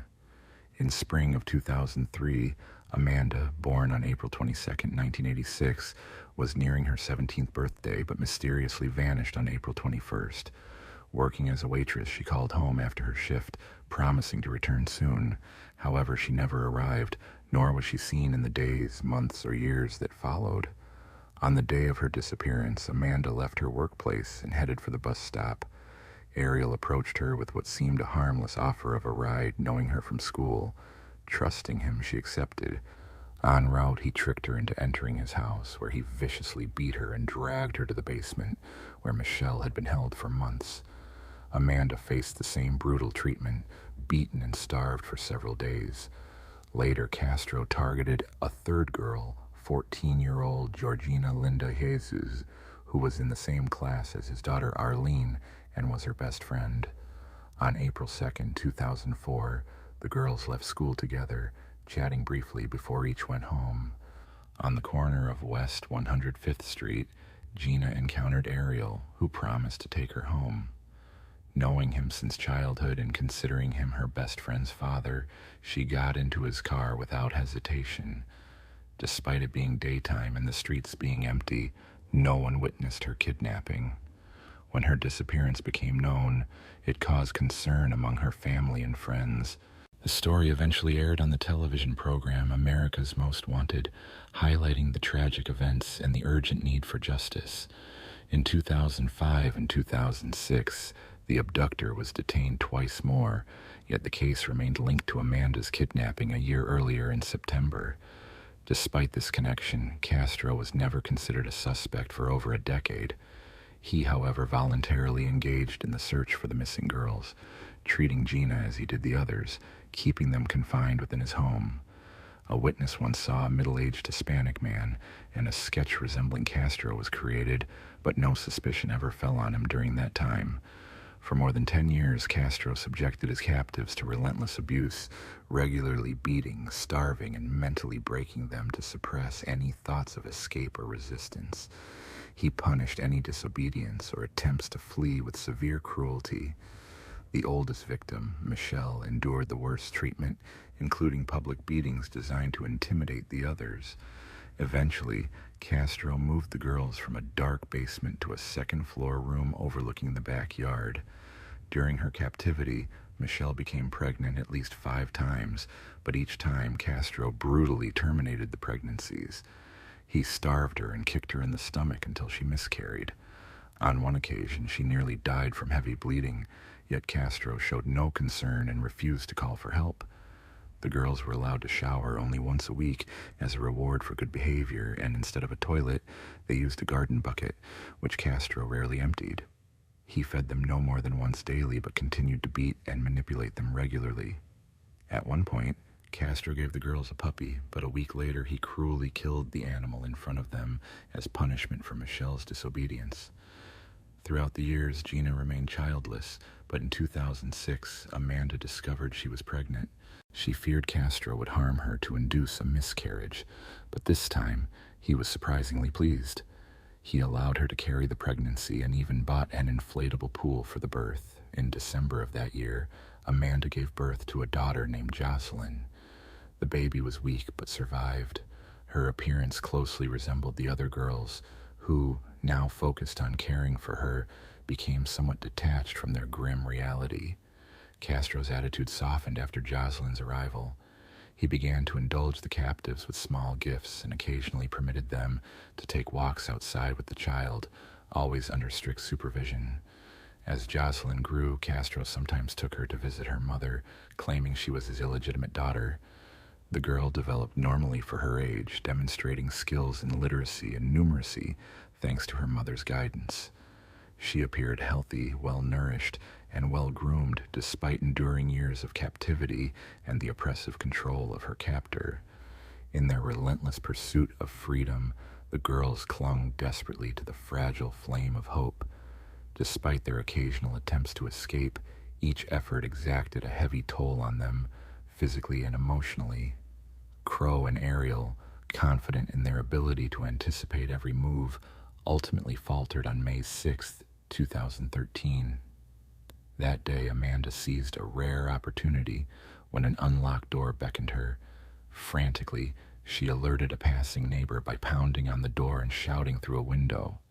Although initially puzzled, the neighbor's intuition was sparked, prompting swift action that called law enforcement to the scene. Amanda revealed her identity and disclosed the presence of 2 other captives, Michelle and Gina.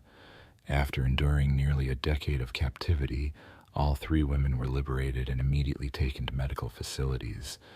While Amanda and Gina showed no obvious health issues, Michelle carried the heavy burden of severe physical trauma. She was deaf in one ear, her vision was badly impaired, and she had numerous untreated fractures that required extensive reconstructive surgery.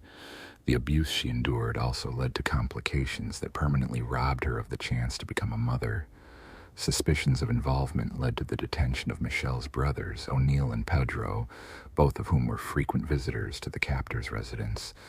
However, they were quickly released. Meanwhile, Castro faced multiple charges, including kidnapping, abuse, assault, forced confinement, and the tragic ending of 5 pregnancies.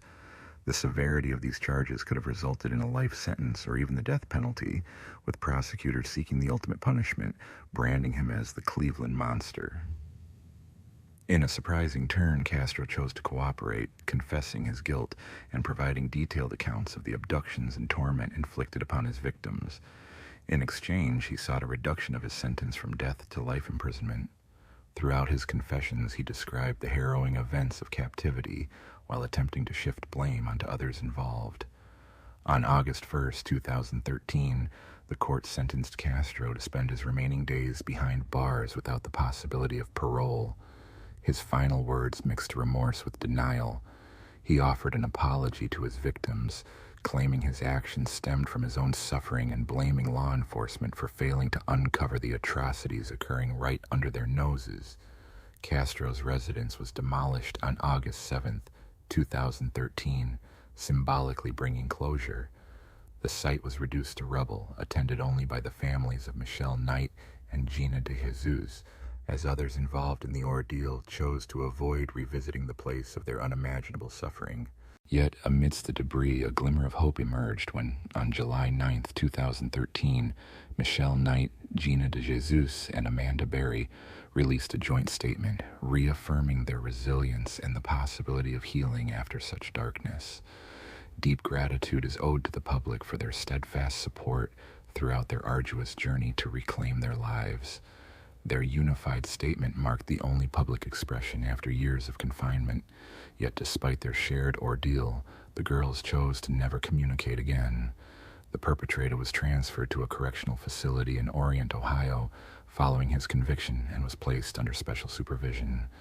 However, on September 3rd of 2013, just a month into serving a life sentence, the maniac was found hanging in his cell, having taken his own life. He was 53 years old at the time. Michelle Knight, after her release, opted to change her name and relocate.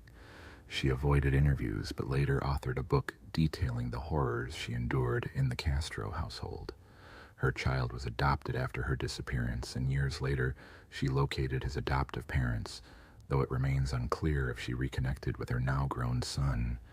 Berry and de Jesus graduated from John Marshall High School in 2015, as they had missed the chance to finish school earlier. Gina later volunteered with the Amber Alert program, and in 2017, Berry joined a Cleveland-based news station, hosting a segment about missing persons. Castro's family members publicly disowned him. His eldest daughter, Amelia, is currently serving a 25-year sentence for assault and attempted homicide, while his youngest, Arlene, apologized to her former best friend, Gina, for her father's treatment. Castro's son, Antonio, visited his father's house and observed some rooms were locked, with his parent claiming it was to save on heating costs. In 2018, Michelle published a memoir titled Asterisk, Life After Darkness Asterisk, sharing her journey toward healing following the kidnappings. De Jesus also authored her own memoir, Asterisk Hope, a memoir of survival in Cleveland Asterisk.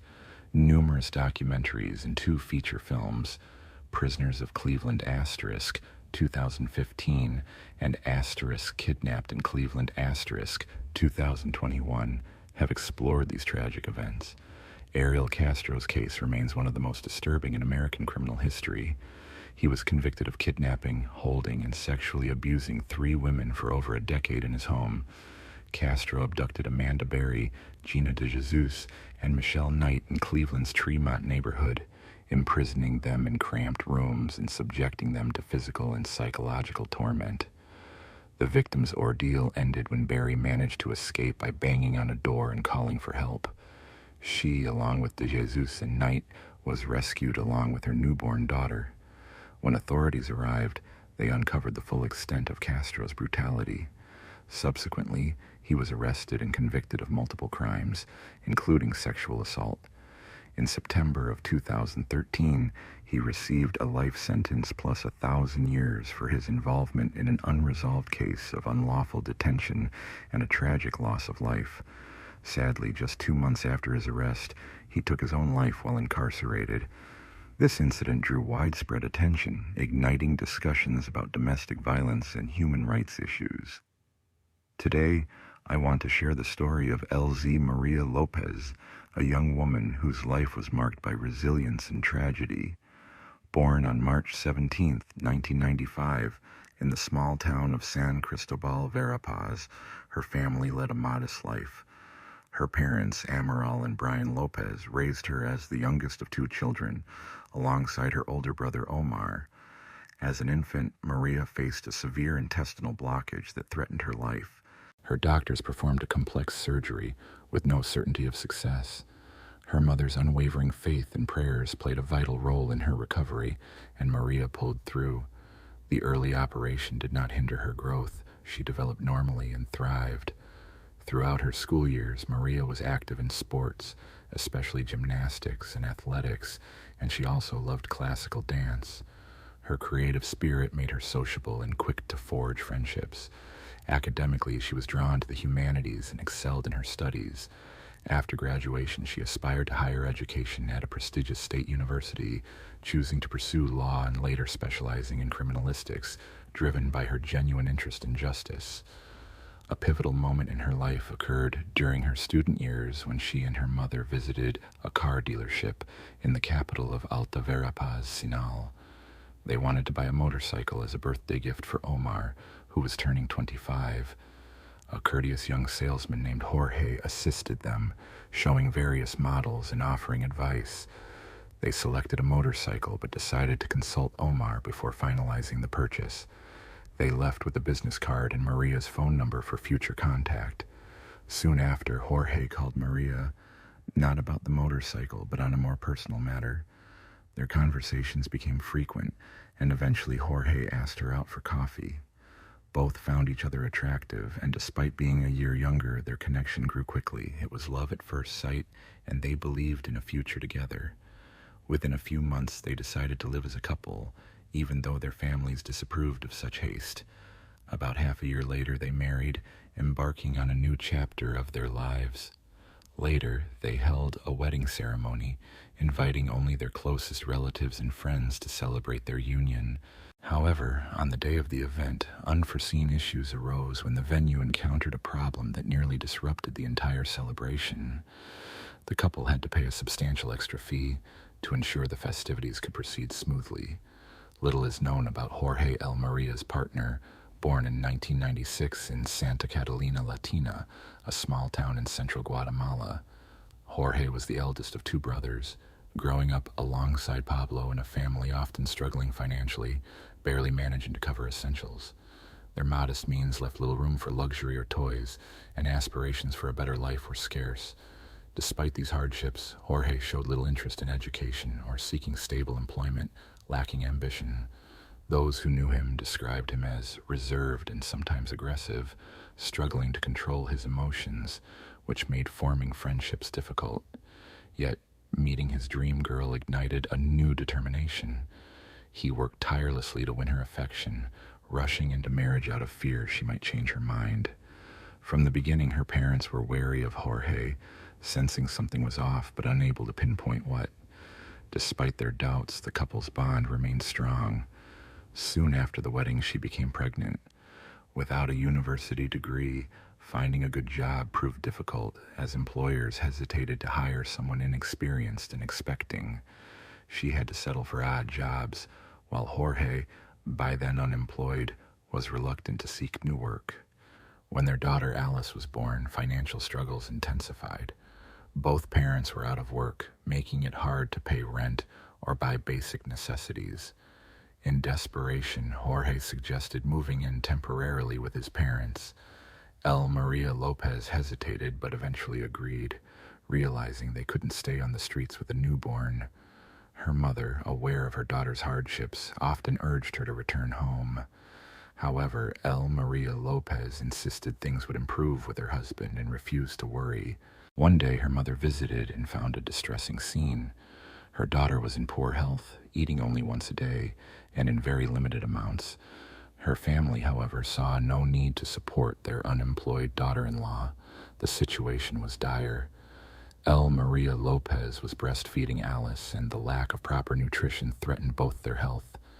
The problems extended beyond nutrition. She later discovered she was being humiliated and even mistreated by her husband's younger brother, who was irritated by her presence. The sounds of a child's crying and the presence of household items often reflected the mounting frustration within the family. At times, Jorge would impulsively throw objects at Maria, and on one occasion, he hurled a baby bottle that struck little Alice, who was in her mother's arms. Witnessing these incidents, Jorge's father remained passive, never intervening or defending his wife and daughter, as if they were strangers to him. Maria's mother eventually persuaded her to take her granddaughter and return to her parents' house. Soon after, Jorge appeared at their doorstep, pleading for his wife to come back, promising to find work. Maria agreed, but only on the condition that they rent an apartment and live separately from Jorge's parents. When Maria successfully defended her diploma, she achieved a long-held dream by securing a position at the city prosecutor's office. A bright, talented, and responsible young woman, she quickly earned her colleagues' respect and steadily advanced in her career. Over time, the family's financial situation improved significantly, allowing them to purchase a car. Yet, this progress was entirely due to Maria's hard work and reputation. Jorge, meanwhile, was still searching for his purpose and preferred living off his wife's earnings. He was jealous, indolent, and had a quick temper that worsened with time. Refusing to seek steady employment, Jorge only took temporary, part-time jobs if he worked at all. He preferred lounging at home, watching TV, drinking beer with friends, and spending Maria's income. Jorge's jealousy was obsessive. He tried to control every aspect of Maria's life. He forbade her from making friends, having lunch with colleagues, or even being out without him. Constantly monitoring her, he checked her phone records and read her messages regularly. He also prohibited her from creating social media accounts. When left alone with Maria, Jorge's behavior did not improve. He often caused scenes, accused her of issues within the family, and blamed her for any problems. During their stay at his parents' house, Jorge failed to defend his wife, standing by as she was humiliated, insulted, and sometimes physically assaulted by relatives. Jorge himself occasionally resorted to violence, believing it was acceptable, and treated Maria as if she were his property, expecting her to tolerate everything without leaving him. Neighbors frequently heard screams from their home and noticed signs of physical abuse on Maria's face and body. She repeatedly tried to escape her marriage, taking her daughter to live with her parents multiple times. Each time her husband would come begging for forgiveness, kneeling and pleading for her to return. Despite her parents' warnings to leave the abusive relationship, Maria forgave him each time, giving him another chance. On the 15th of December 2020, after yet another violent episode with Jorge, Maria took their 3-year-old daughter and left. On the following day, Alice, overwhelmed with emotion, entered her mother's house in tears and sought refuge there. The next morning, Jorge arrived, his intentions unclear, whether he wanted his own belongings or simply the vehicle he claimed to have found. He insisted he had secured employment and assured everyone that their lives would soon improve. Additionally, he promised never to raise a hand against his wife again. To everyone's surprise, Luke Maria believed his words once more and returned with him to their rented apartment. By mid-January, Luke Maria called her mother to complain that Jorge had not only failed to find a job as promised, but had also stolen her earnings, leaving the family in financial hardship. Her mother, feeling sympathy for her daughter, offered financial assistance to help them get by until the next paycheck. The women agreed to meet on the morning of January 19th, but Luke Maria did not arrive at the scheduled time. Concerned, she decided to visit her workplace the following day. There, she learned that Luke Maria Lopez had been missing for 2 days and no one could reach her. Meanwhile, Jorge, also searching for his wife, appeared at the prosecutor's office, claiming they had argued again and that he believed she had gone to her mother's house. He thought she was avoiding him because she was upset. Sensing something was amiss, Luke Maria's mother suspected her son-in-law might be lying. She promptly contacted the police to initiate a search for Luke Maria Lopez. That very day, a nationwide alert system named Isabel Claudina was activated to find missing young women. As the search intensified, Jorge was quickly identified as the primary suspect, indeed, the only one. Luke Maria had no known enemies or reasons to disappear, and Jorge was the last person seen with her. He denied any involvement, claiming he was distressed over her absence and annoyed at being suspected. However, during questioning, Jorge contradicted himself multiple times and failed to explain why he hadn't contacted authorities on the day she vanished. He insisted he believed she was at her mother's house, but never called or visited there. While investigators canvassed witnesses and searched for clues, a breakthrough occurred on January 2nd.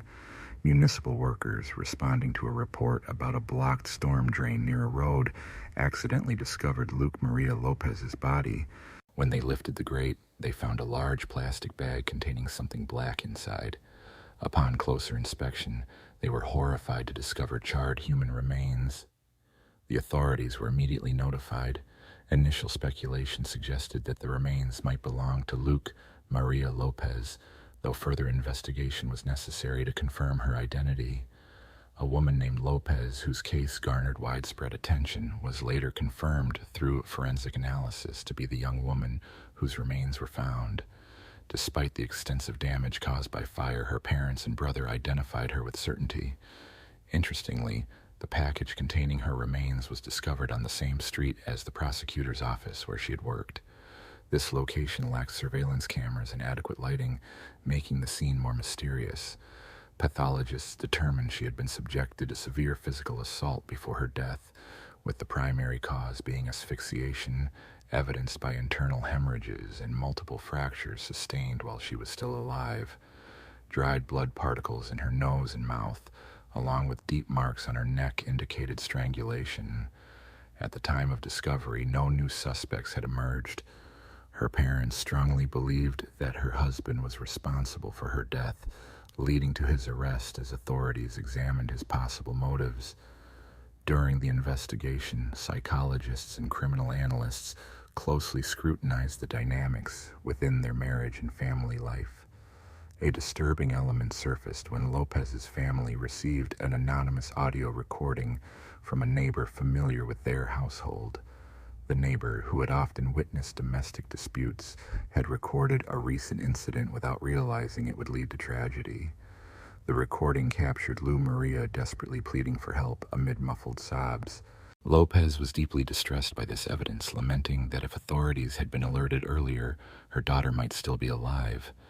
The neighbor who made the recording did not contact law enforcement nor visit the residence, making it impossible to involve them as a witness.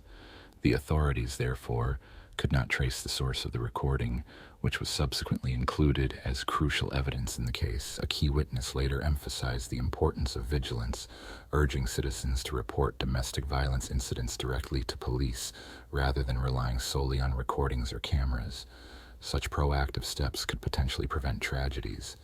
This crime sparked widespread public outrage, prompting thousands to protest and demand justice. Jorge was quickly detained but maintained his innocence, claiming he had driven his wife to work on the day she disappeared. Surveillance footage from the street confirmed their vehicle was headed toward her workplace that morning. However, due to tinted windows, it was impossible to determine how many people were inside, and none of the footage showed the vehicle stopping or Lopez exiting. Further investigations continued as authorities sought additional clues. In a quiet suburban home rented by the couple, investigators uncovered faint traces of blood and drag marks, strongly indicating that a violent incident had taken place there. Further evidence emerged when microscopic fragments of charred flesh were found in the trunk of their vehicle, suggesting the disposal of a body. During their search, authorities also noted a recent purchase made by Jorge and his wife, a double orthopedic mattress. However, it was not the mattress itself that drew suspicion, but its dense polyethylene wrapping, which analysis revealed had been used to transport the burned remains of Maria. Neighbors provided additional insights, testifying that Jorge had repeatedly shouted abusive and threatening words towards his wife in the days leading up to her disappearance. They recalled hearing him declare that he would kill her if she attempted to leave, and that he would hide her body so no one could find it. Based on forensic evidence and witness testimonies, a disturbing picture of the crime emerged. The murder took place on the night of January 19, 2021, following a heated argument. Jorge, known for his temper, had previously displayed violent tendencies, but that night he lost control entirely. He assaulted his wife multiple times, causing her to scream for help, which neighbors overheard but did not report. During the attack, Jorge broke her nose and inflicted a head injury. In a final act of violence, he strangled her with his bare hands. Afterwards, he attempted to conceal the crime by dragging her body into the backyard, pouring campfire liquid over it, and setting it ablaze. Anticipating the smoky, foul smell of burning flesh and hair, Jorge quickly extinguished the fire, fearing neighbors might notice and call emergency services. He then wrapped the remains in plastic and sought a remote location, convinced the body would remain undiscovered. A particularly tragic detail was that Jorge committed these acts in front of their young daughter, who was only 3.5 years old at the time. Despite her age, she witnessed both the assault and the murder, as evidenced by her cries and screams, which were recorded. Drawing on forensic techniques from Maria's extensive collection of textbooks at home, Jorge attempted to cover his tracks and create an alibi. He chose a dark, unlit stretch of road without surveillance cameras to dispose of her body in a drainage sewer, believing he could evade detection. The following morning, Jorge returned to Maria's workplace along their usual route as if nothing had changed. He then began to simulate a search for his wife, calling her colleagues, friends, and relatives, trying to appear concerned. However, the legal proceedings faced delays, and the investigation continued to piece together the full extent of the crime. In an effort to divert the investigation, the defense team argued that all the evidence and witness accounts were merely circumstantial, stressing that none conclusively proved Jorge's guilt. They sought to modify his detention conditions, proposing house arrest instead, citing Jorge's profound depression caused by the accusations of harming the woman he loved and the mother of his child. However, critical proof emerged from data retrieved from Maria's phone, which had been in her husband's possession throughout the investigation. On the day after the incident, several messages were sent from her device to various contacts, seemingly to create the illusion that Maria was still alive. Tracking the phone's movements revealed it remained in the same location as Jorge's phone throughout that day. Despite this, the defense attempted to interpret the evidence favorably, claiming Jorge found his wife's phone and drove around searching for her. Yet no explanation was offered for why he was sending messages or calling from his own phone using her device. Additional evidence of guilt included bruises and scratches on Jorge's body, photographed by experts, which indicated Maria had resisted during the altercation. The most striking mark was a scratch on his neck. Unfortunately, particles of Maria's skin under her fingernails could not be recovered, as they had been destroyed in the fire. Despite many contentious points, the prosecutor pressed for the harshest sentence available. Court proceedings faced repeated delays due to the ongoing global pandemic. Ultimately, in October of 2022, Jorge was convicted of his wife's murder and sentenced to 50 years in prison, a verdict he maintained he was innocent of. During incarceration, custody of their young daughter Alice was granted to her maternal grandparents, who expressed that their granddaughter had become the central focus of their lives. In 2019, Sarah Brando eagerly awaited her younger sister Deborah and her two nephews, Ian and Yasmin, at the airport. After a failed relationship with her children's father, Deborah, then 30, moved from Brazil to Pennsylvania, driven by a sincere desire to give her children a better life. The family quickly adapted to their new surroundings, enjoying a cozy home and improved living conditions. Deborah and Sarah, who worked together at a cleaning service, shared a close bond and stayed in frequent contact through daily calls. Their lives were peaceful and filled with hope as they embraced their new chapter abroad. However, an unexpected encounter changed everything. In 2020, while spending a day at the park with her children, Deborah met Danilo Cavalcante, a fellow Brazilian, then 31. A trusting relationship soon blossomed, with Danilo showing kindness and attentiveness toward Deborah and her children.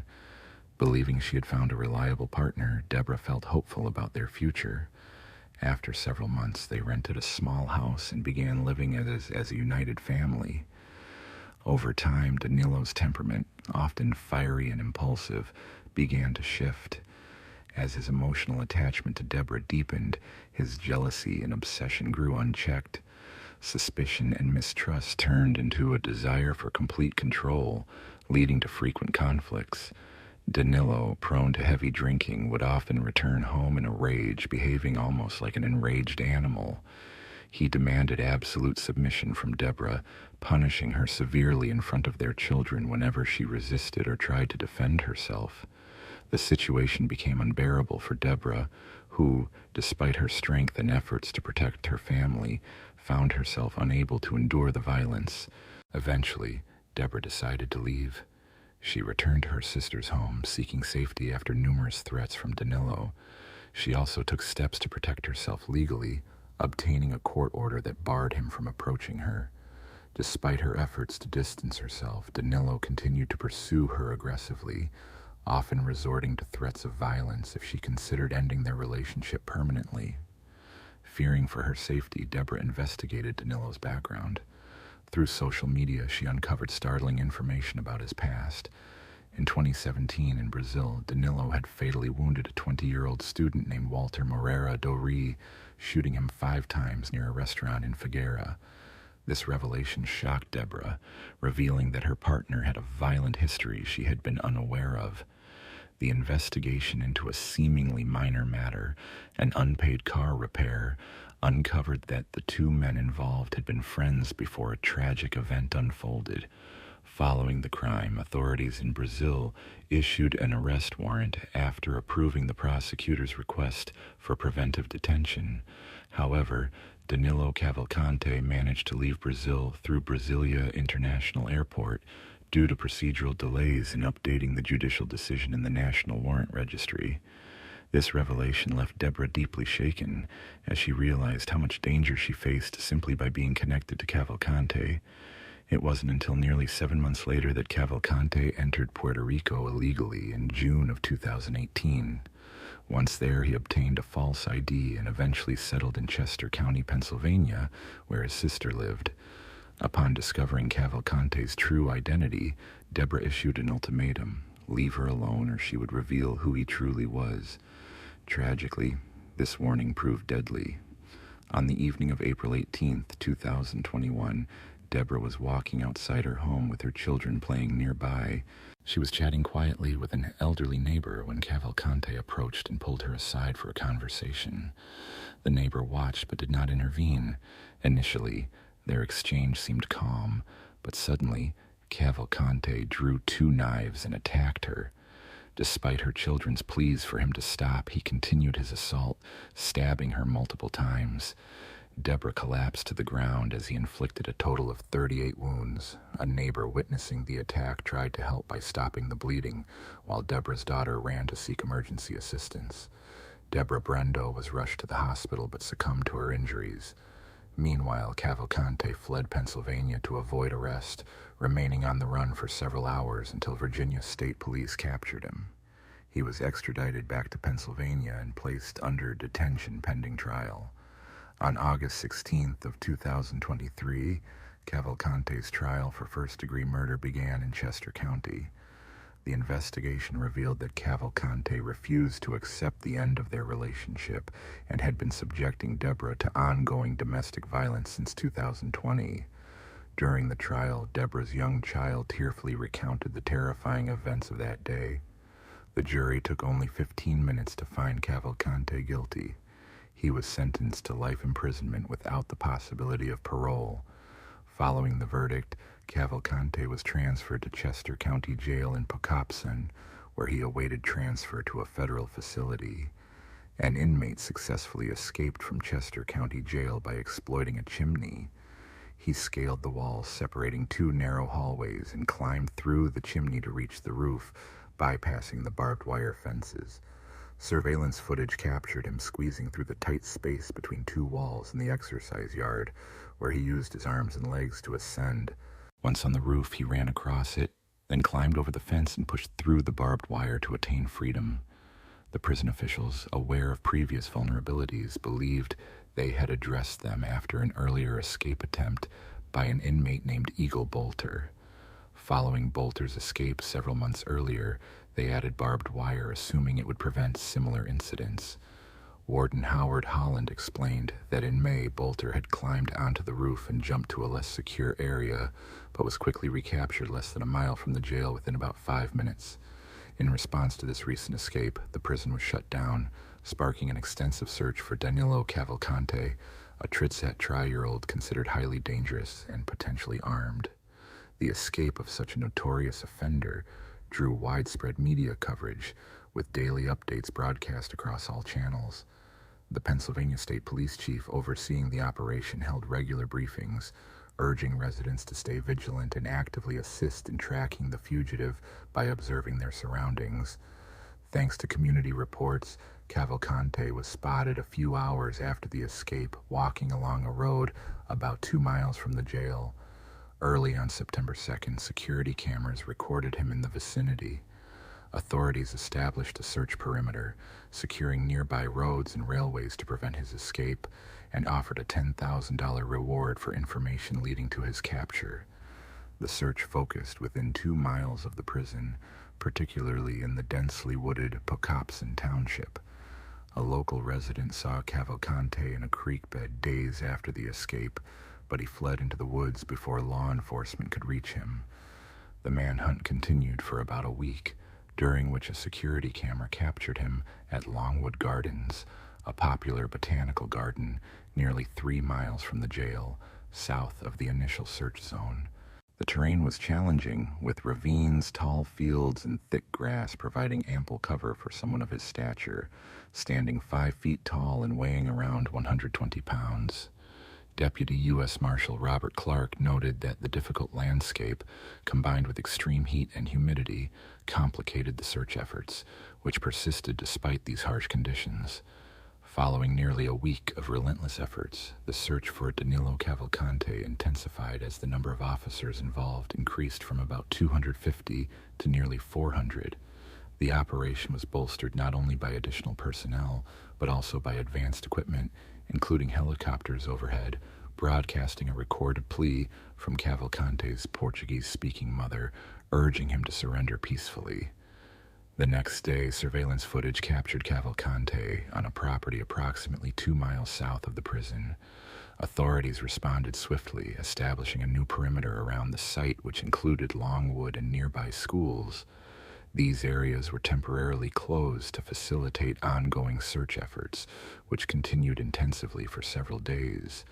During this period, Longwood Gardens briefly reopened with limited access before being evacuated once more after Cavalcante was sighted again. On September 7th, law enforcement doubled the reward for information leading to his capture, increasing it from $10,000 to $20,000. Tensions ran high as residents remained aware that a man with a violent past was at large, though officials kept details of his escape from Chester County Prison under wraps. Residents were advised to secure their homes and stay indoors as the search persisted. A significant breakthrough occurred on September 9th when Cavalcante was seen on a video intercom at a former colleague's porch near Phoenixville, nearly 20 miles northeast of the initial search zone. To evade detection, he had altered his appearance by shaving and donning new clothing, moving stealthily across the state.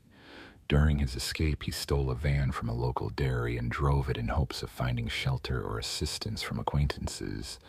By the morning of September 10th, authorities found the abandoned stolen van with an empty gas tank in a field in East Nantmeal, prompting a shift in the search focus to northern Chester County.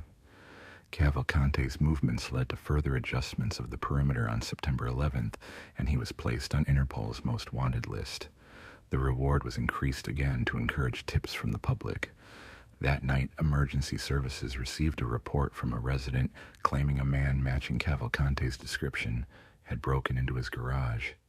The homeowner, acting in self-defense, fired multiple shots, hitting him 7 times. Remarkably, Cavalcante managed to escape once more, stealing a .22 caliber rifle equipped with a scope and flashlight attachments. Police quickly responded, discovering his sweatshirt and shoes nearby, and confirmed his identity. Recognizing the threat he posed, local authorities urged residents in South Coventry to lock all doors and windows, secure vehicles, and remain indoors whenever possible. Cavalcante's escape caused widespread concern among community members, prompting several school districts to cancel classes as a precaution. The following day, surveillance footage prompted authorities to expand the search perimeter in South Coventry Township, tightening the zone as they believed he was now surrounded. The search continued throughout September 12th, with efforts focused on locating the elusive fugitive who remained a significant threat to the area. On September 13th, a thermal imaging aircraft detected Cavalon hiding in the woods. Poor weather conditions delayed the police's approach until sunrise, as the surveillance plane couldn't operate safely overnight.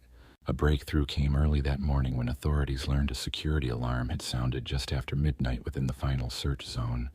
According to Bivin, an officer from the Illicit Drug Enforcement Agency, thermal imaging technology revealed a heat signature around 1 o'clock a.m., shortly after the alarm was triggered. Retired Missouri State Highway Patrol Captain Ron Johnson emphasized that advanced technology was crucial in this operation. He explained that law enforcement faced numerous obstacles, but managed to pick up the heat signal from a DEA spy plane just in time. By around 8 o'clock a.m., police found Cavalon asleep, holding a rifle stolen from his home 2 nights earlier. The suspect, Danilo Cavalcante, a dangerous individual, attempted to escape by crawling into dense underbrush. However, a police dog named Yoda quickly subdued him by biting his head and holding him until officers arrived. Lieutenant Colonel George Biven stated at a press conference that Yoda caused only minor head injuries during the capture. Immediately after his arrest, Cavalon was questioned and revealed that he survived on watermelons and creek water, traveling only at night. He admitted to nearly being caught while hiding and had even planned to steal a vehicle to travel to Canada. Since returning to custody, Cavalon has faced multiple charges related to his escape, including burglary, trespassing, and theft. Following his apprehension, local and state officials, including Pennsylvania Governor Josh Shapiro, expressed appreciation for the law enforcement teams involved. Chief George Biven, who led the search, described the numerous difficulties faced during the operation, such as intense heat and thunderstorms. He also noted that the search zones were in heavily wooded areas. Around 500 officers from Pennsylvania State Police, FBI, ATF, and U.S. Marshals participated in a thorough search of the region surrounding the escape site. In the aftermath, authorities established a perimeter extending several miles in all directions. The Chester County Jail, responsible for overseeing Cavalon's detention, faced criticism from residents for failing to prevent his escape. Many pointed out that the facility had previously been advised to improve security after Igor Bolt's failed attempt to escape on May 19th. Those upgrades might have prevented Cavalon's successful breakout, especially since he employed the same method. Following the incident, the prison authorities swiftly dismissed the guard on duty during Cavalcante's escape. Officials confirmed that the staff member had a clear opportunity to identify Cavalcante during his breakout. In response to public concern, and just days after the suspect's recapture, Chester County Jail announced they had installed a protective tin roof over the area where Cavalcante had climbed over 2 walls to escape. Along with this upgrade, numerous other security measures and structural improvements were put into place. Questions remain, however, about how the inmate managed to slip away, especially given the prison's past record. Pennsylvania Governor Josh Shapiro highlighted the importance of effective communication and collaboration among law enforcement agencies and local communities during the extensive search operation. Thanks to these coordinated efforts, Cavalcante will now remain in custody indefinitely. In a different case, on the morning of November 10, 2015, a car was parked outside a residence on Sunnyfield Court. Davy Blackburn had just returned from his regular gym session. A phone call briefly delayed his departure, but once finished, he calmly stepped out of his vehicle and entered his home. As he opened the door, he froze in shock. The gym bag slipped from his grasp, and he saw his wife lying on the living room floor, surrounded by a pool of blood. Confused and devastated, he rushed to her side, checked for a pulse, and immediately called emergency services. Despite the chaos, the young woman was still alive. The living room was in disarray, with belongings scattered and her purse emptied. Upstairs, their small child was crying. Emergency responders arrived within 8 minutes, quickly securing the scene and transporting Amanda Blackburn to the hospital. To better understand this tragic story, it's important to know Amanda's background. Amanda Grace Bors was born on July 31, 1987, in Muskegon, Michigan. Her family moved to Elkhart, Indiana in 1995, where she graduated from Elkhart Christian Academy in 2006. Later, she earned an associate degree from Pensacola Christian College in Florida. By 2008, Amanda was raised in a devout Christian household where faith and religious teachings were central. Her father served as the lead pastor at First Baptist Church in Elkhart, shaping her lifelong devotion to her beliefs. While many peers pursued typical teenage pursuits, Amanda's passion was rooted in her faith and her desire to serve Jesus faithfully. With her blonde hair, warm smile, and sincere intentions, she was not only beautiful, but also deeply committed to her spiritual path. Amanda's outward demeanor and her inner convictions were rooted in purity and love. Throughout her life, she consistently demonstrated kindness and a sincere care for others. As a teenager, she made a vow of chastity, promising herself she would not even share a kiss with a man until marriage, and she remained faithful to that commitment. Her heart fluttered when she met Davy Blackburn, her true love, who hailed from Tuscaloosa, Alabama. Davy studied religion at Southern Wesleyan University and was raised in a devout Christian family. Their paths crossed during a blind date at a Hawk Nelson concert arranged by Amanda's sister and Davy's close friend. Despite attending different colleges, they spent every vacation together, building a bond based on shared values and simple joys. Their relationship was entirely platonic, free from worldly temptations, centered on meaningful conversations, walks, and exchanging favorite passages from religious texts. Their connection deepened through genuine laughter and mutual respect. Once, before returning to school, they had a playful milkshake contest, which Amanda lost, prompting Davy to affectionately call her Milk Girl, a nickname that hinted at his feelings. It was then he realized she was the one he wished to marry. Their relationship was marked by constant communication, messaging, calling, and sharing long conversations during every vacation. Recognizing the importance of clear communication, they even sought guidance from a psychologist. On the 1st of August 2008, Amanda and Davy tied the knot. Davy later confided that from the moment he shared his first kiss with Amanda, he sensed a divine purpose in their union, believing their bond was part of a greater plan. For the first 4 years of their marriage, they lived in South Carolina, where Davy served as an associate pastor at New Spring Church under Pastor Perry Noble, yet he yearned for a new calling. He proposed to Amanda that they move to Indianapolis to establish a church dedicated to youth outreach. Although she was hesitant to leave her family and familiar surroundings, her faith and trust in her husband's vision eventually convinced her. In 2012, they relocated to Indianapolis to launch an independent, prominent church on the city's north side. Their church focused on engaging young people, offering weekly videos on relationships, conflict resolution, and biblical perspectives on intimacy. By 2014, they had welcomed their first child, Weston Blackburn. The family enjoyed a peaceful life in a cozy home on a quiet street, deeply involved in their church community, which drew many young attendees eager to learn from their sermons. Their life was marked by harmony and mutual understanding, with each member finding fulfillment in their roles. However, everything changed dramatically on the 10th of November 2015, when emergency crews arrived at the Blackburn residence on Sunnyfield Court around 8 o'clock in the morning. A young woman, pregnant at the time, was urgently taken to the hospital, where she was placed on a ventilator and received multiple attempts at revival. Tragically, she succumbed the following day, along with her unborn child. The family had been expecting a daughter, whom they named Evie Grace. Her funeral sparked widespread sympathy and heartfelt prayers across social media, as friends, relatives, and even strangers mourned her loss through numerous public tributes. On November 11th, the day her death was officially announced, her husband, Davy Blackburn, issued a heartfelt statement. He expressed that Amanda dedicated her life to loving others and serving her community, with her faith in Jesus as her Savior guiding her every action. He emphasized that her passing and the legacy she left behind would inspire many to find their own spiritual path, reaffirming his belief that divine goodness remains steadfast. He also shared his conviction that this tragedy would be transformed into a triumph and that brighter days lie ahead. The violent attack on Amanda was a devastating blow not only to her family but also to the wider community and the state. Public outcry demanded justice for Amanda and her unborn child. In his first interview, Davy recounted discovering his wife injured and unconscious on their living room floor.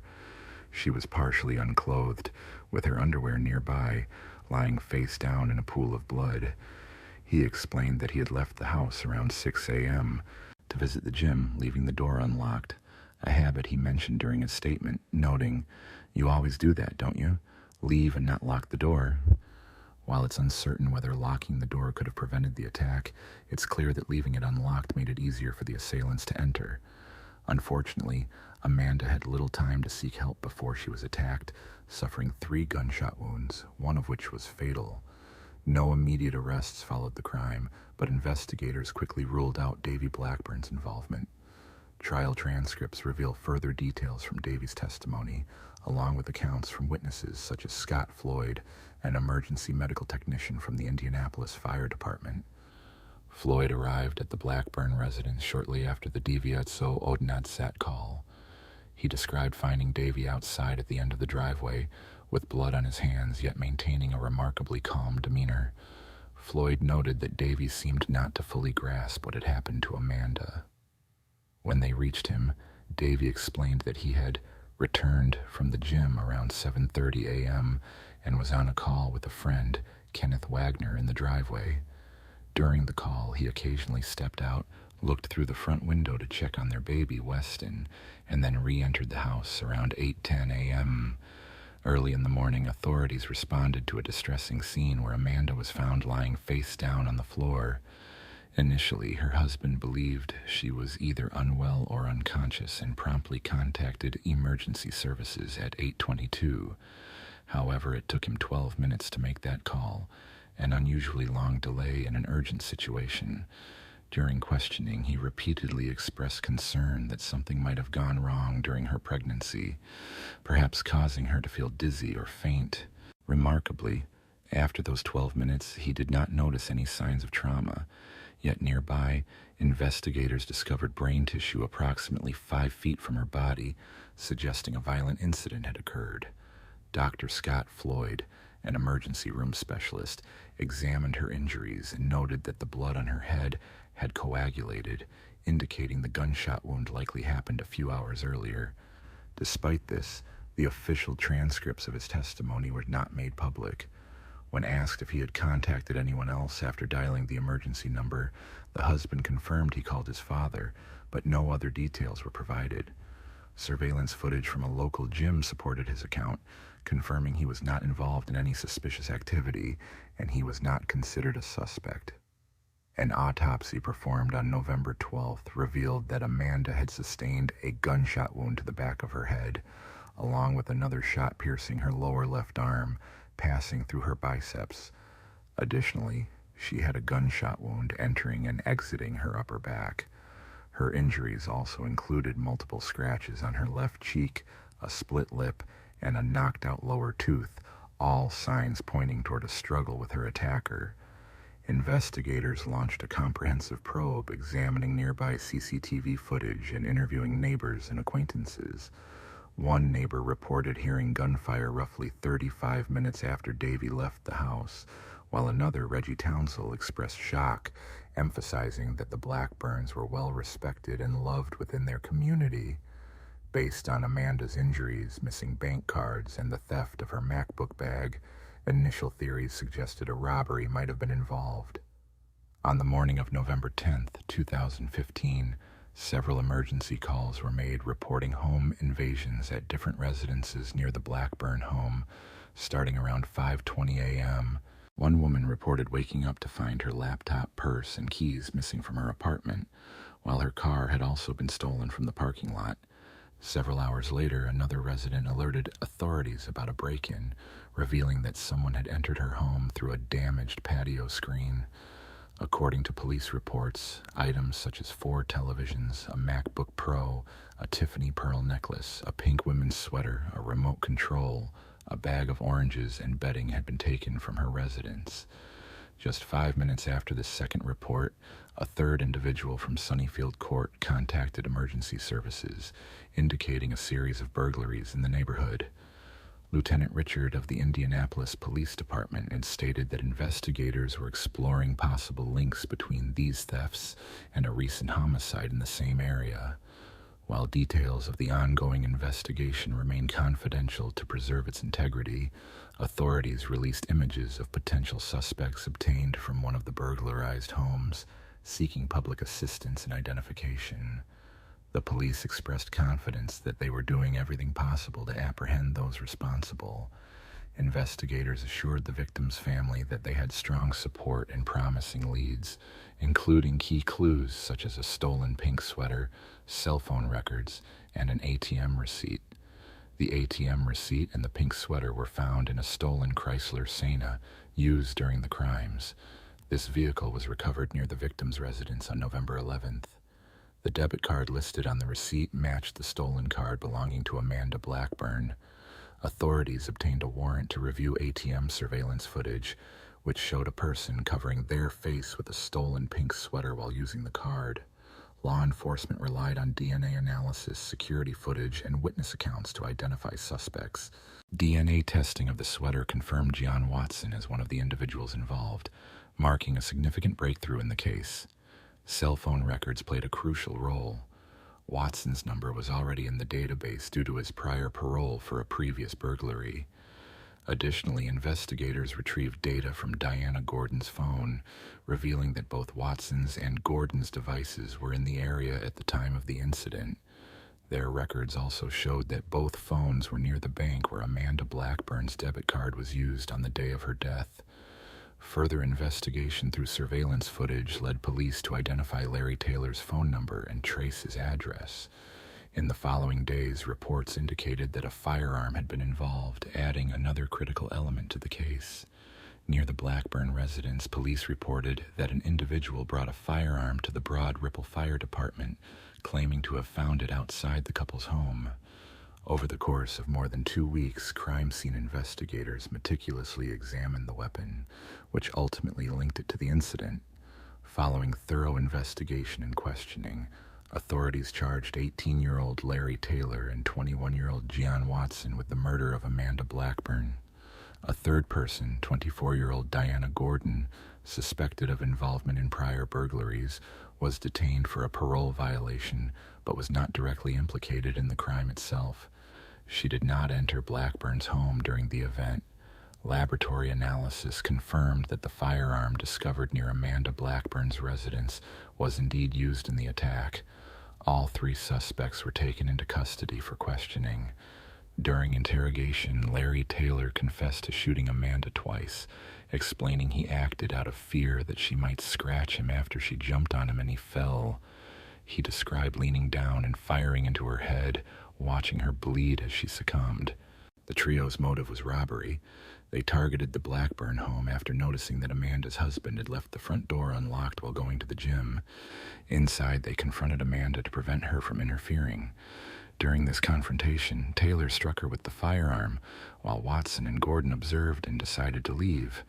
They had already stolen bank cards and later tried to withdraw money, initially failing to take $500 from one ATM, but successfully obtaining $1,400 from another. Surveillance footage captured their actions during this period. Afterward, the suspects returned to the Blackburn house to pick up Taylor. During their absence, a struggle occurred inside the home. Amanda regained consciousness after being struck and lunged at the intruders. In response, Taylor tackled her, and he later admitted to shooting her. Court records revealed that the Blackburn residence was their 3rd target.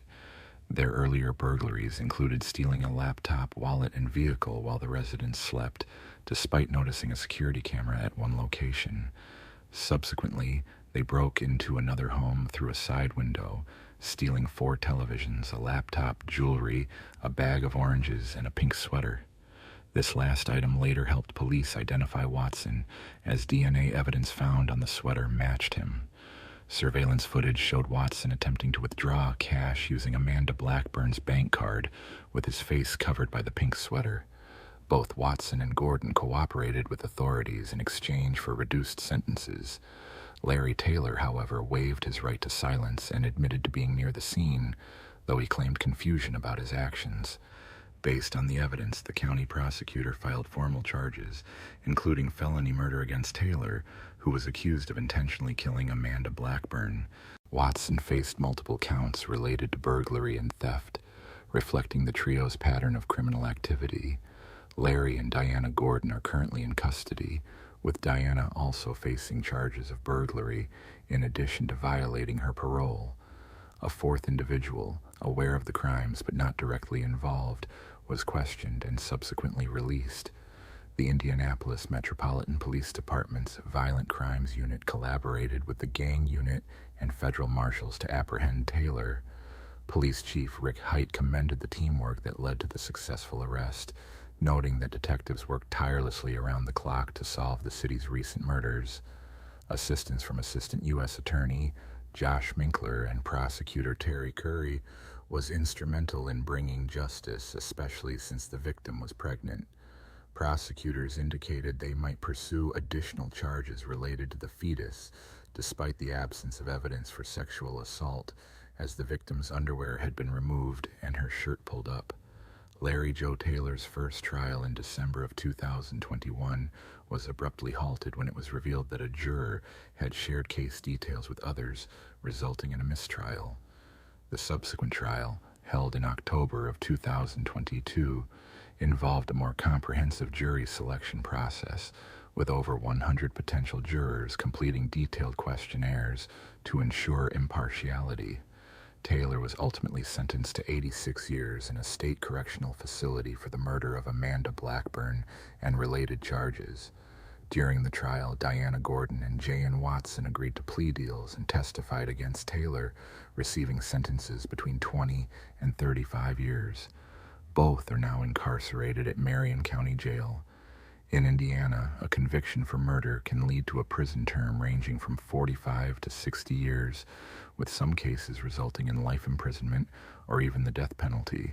Prosecutors have filed a motion to increase Taylor's sentence by up to 20 additional years, considering that Amanda Blackburn was pregnant at the time of her death.